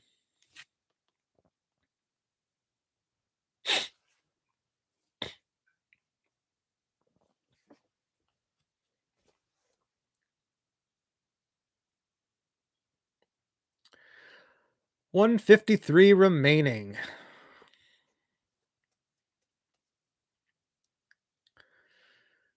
All right, Caleb under center. 2 wideouts, 2 tight ends. Manungai lined up behind him. Zacchaeus in motion, hands off to Manungai, carries it, and he's going to be stopped for no gain. Well, they'll call it about a half a yard gain, and that will bring up second down where the Pittsburgh Steelers will use their first timeout with 1:47 remaining. Bears going to try to ice this one. Rushing attack has not been particularly effective for them today. Let's take a look at those numbers real quick. Total of 23 carries for 98 yards. Manungai is 11 for 46. Caleb, 3 for 22. Burden, 1 for 15. Swift, only 8 for 15. So Swift not carrying the ball well at all today. That's why we see Manungai in there, I would imagine. Second down and 9. Caleb under center. 2 wideouts, 2 tight ends. Manungai behind him. Takes a snap, pitches it out to Manungai, carries it up the left side, stumbles in the backfield, and he's going to fall forward for about a 2, maybe 3-yard gain, and that will bring up third down. Pittsburgh using their second timeout with 1:42 remaining. Oh, boy. I'm getting nervous. I don't like this. Yep, Manungai tried to make a cutback, and he stumbled and fell. And that results in him going down after only a 2-yard gain, bringing up third down and 7 with 1:42 remaining. Pittsburgh with 1 timeout remaining. Bears needing a conversion. Ball at the 47-yard line of Chicago. Caleb in the shotgun. 3 wideouts and a tight end. Manungai lined up next to him. Caleb takes the snap. Under pressure immediately, rolls out to his right, looking for someone, fires it out there, cannot find Roma Dunze along the sideline. That brings up fourth down with 1:36 remaining on the clock, which has stopped due to the incompletion, and the Bears will have to punt it away. This is where the nerves are kicking in now, Bob. This is not good. We don't need the Steelers, we need the Bears. 4th down and 7. Bears having to punt it away. $1:36 remaining. Let's go, Bears. No pack, no. Torrey Taylor getting ready to kick this one away. 1:36 remaining. Ref's talking about something out here. What's going on?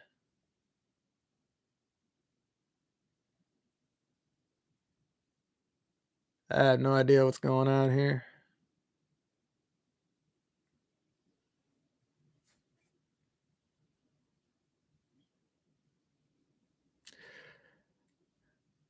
Man, my sphincter gets tight at the end of these games. I can't imagine what it's like for Coach Johnson here.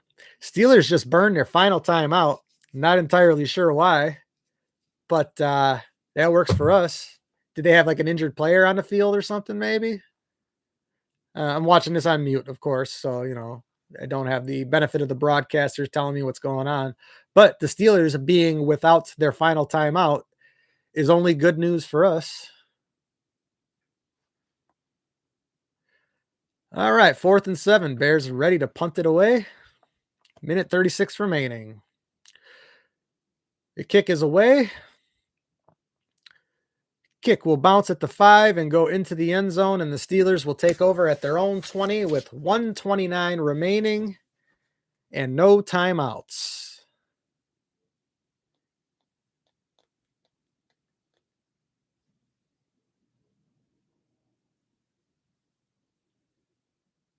Now there's a flag on the field. I don't know what happened. There was a weird trip by DJ Moore on somebody on the Steelers. That was weird. I have no idea what was going on there, but that was probably what resulted in that stoppage there for a second and the Steelers having to use their final timeout. But bunch of weirdness going on here. I don't know what's going on. 1st and 10, Steelers with the ball at their own 20, 1:29 left to go. No timeouts for the Steelers. Bears do have all 3 of theirs. Let's end this game, defense. Gainwell in motion. Rudolph takes the shotgun snap, looking out to his left, throws over the middle. That's complete to Freiermuth, who has about a 14-yard gain. And that's where he will be stopped. Clock ticking. 117, 116, 115. Ball at the 34. 1st and 10, Pittsburgh. Rudolph shouting out some orders down there. They are unable to stop the clock. Takes the snap, empty backfield, throws it out to his left. That's going to be complete to Gainwell, who does manage to get out of bounds right around the 41-yard line. 2nd down incoming, 103 remaining on the clock. Bears hanging on to a 3-point lead. 2nd down and 3, ball at the 41. Rudolph in the shotgun, Gainwell lined up next to him, takes the snap, looking over the left side, gets it out to DK Metcalf. That will be a 1st down. He will go out of bounds around the Pittsburgh 49-yard line with 1 minute left to go on the clock. Rudolph being very efficient with these short passes. 1 minute remaining, ball at the Pittsburgh 49, 1st and 10. Rudolph in the shotgun, empty backfield. Takes the snap, looking to his right, throws it out there, gets it out to Calvin Austin, who was met immediately after about a 1, maybe 2-yard gain. They put the ball down just across the 50. Clock ticking, 45 seconds, 44 seconds, 2nd down and 8. Rudolph takes the shotgun snap. He's looking to his right, throws it out to his right, and that's going to fall incomplete as his man fell over on the route, and that will bring up 3rd down and 8 with 39 seconds left to go. All this craziness, man. This is a little too much for me. Jeez. 3rd down and 8. Steelers need about 7 yards to get to the quote-unquote target line for a field goal to tie it up. 39 seconds left to go. Mason Rudolph in the shotgun, empty backfield once again. Takes the snap. He's looking to his left, throws it out. That's going to be complete to DK Metcalf, and he will be brought down after about a 2-yard gain. That will bring up 4th down and 6. Clock ticking, 29, 28, 27 seconds. And this is the ball game right here, gentlemen. Stop them now. 22, 21. Mason Rudolph takes the shotgun snap. He's looking over the middle, throws it, and that ball is going to be tipped at the line of scrimmage, and that is the ball game. Bears come away with the win. 31-28 over the Pittsburgh Steelers. Mason Rudolph, very efficient game, but ultimately not enough to get it done. And the Bears will come away with the victory, just scratching it out down to the wire once again. And that was Jaquan Brisker getting his left hand on the ball as Mason Rudolph was trying to get it out to, I believe, Pat Freiermuth. No, that's not who it was. Maybe DK Metcalf. That's who it was, who was well covered by Nashawn Wright on the route anyways. So a very low percentage pass, and the Bears come in. Caleb puts his knee down, and they have won 8 of their last 9 to move to 8-3 and they still hold first place in the division with a half-game lead on the Packers and a 2-game lead on the Lions now after maybe we should check the Lions' final score before we say that. Oh, no, that game is tied up. The Giants have the ball with 23 seconds left, but the Giants and the Lions are tied at 27. But the Bears come out of this week once again the division leaders. So bear down, Chicago Bears. Ravens fans, we did you a favor. And we are now watching the end of this Chiefs Colts game. And I think I'm just going to stick with this real quick because there's only 20 seconds left here. Third and goal. Patrick Mahomes needs a field goal to tie, a touchdown to win. Another week of being first and ahead of the Packers. You got it, Bob. Yeah, I'm going to stick with this real quick here. We got the Colts at the Patriots. Colts are hanging on to a 3-point lead. Patrick Mahomes looks like they are in the red zone trying to either tie or perhaps get the win right here. Third and goal with 20 seconds left. And the Chiefs still have 2 timeouts. Colts hanging on, trying to prove that they are legit, trying to make it to 9-2. Let's see what they do here. Bears got the win. Can't believe it. All right, third and goal. Mahomes in the shotgun. Let's see what happens here. Mahomes drops back. He's in under pressure. He gets sacked. Oh no. The Chiefs are going to have to burn a timeout, and that's going to bring up 4th and goal. They're going to have to kick a field goal to tie it up. All right, so I'm not going to stream in overtime for this game, but thank you everybody for joining me. Please don't forget to like, subscribe, share, all that good stuff, and I will try to be in front of camera in time for the Bears to take on the Eagles next week on Black Friday at 2 p.m. But until then, bear down, everyone, and have a good rest of your football day.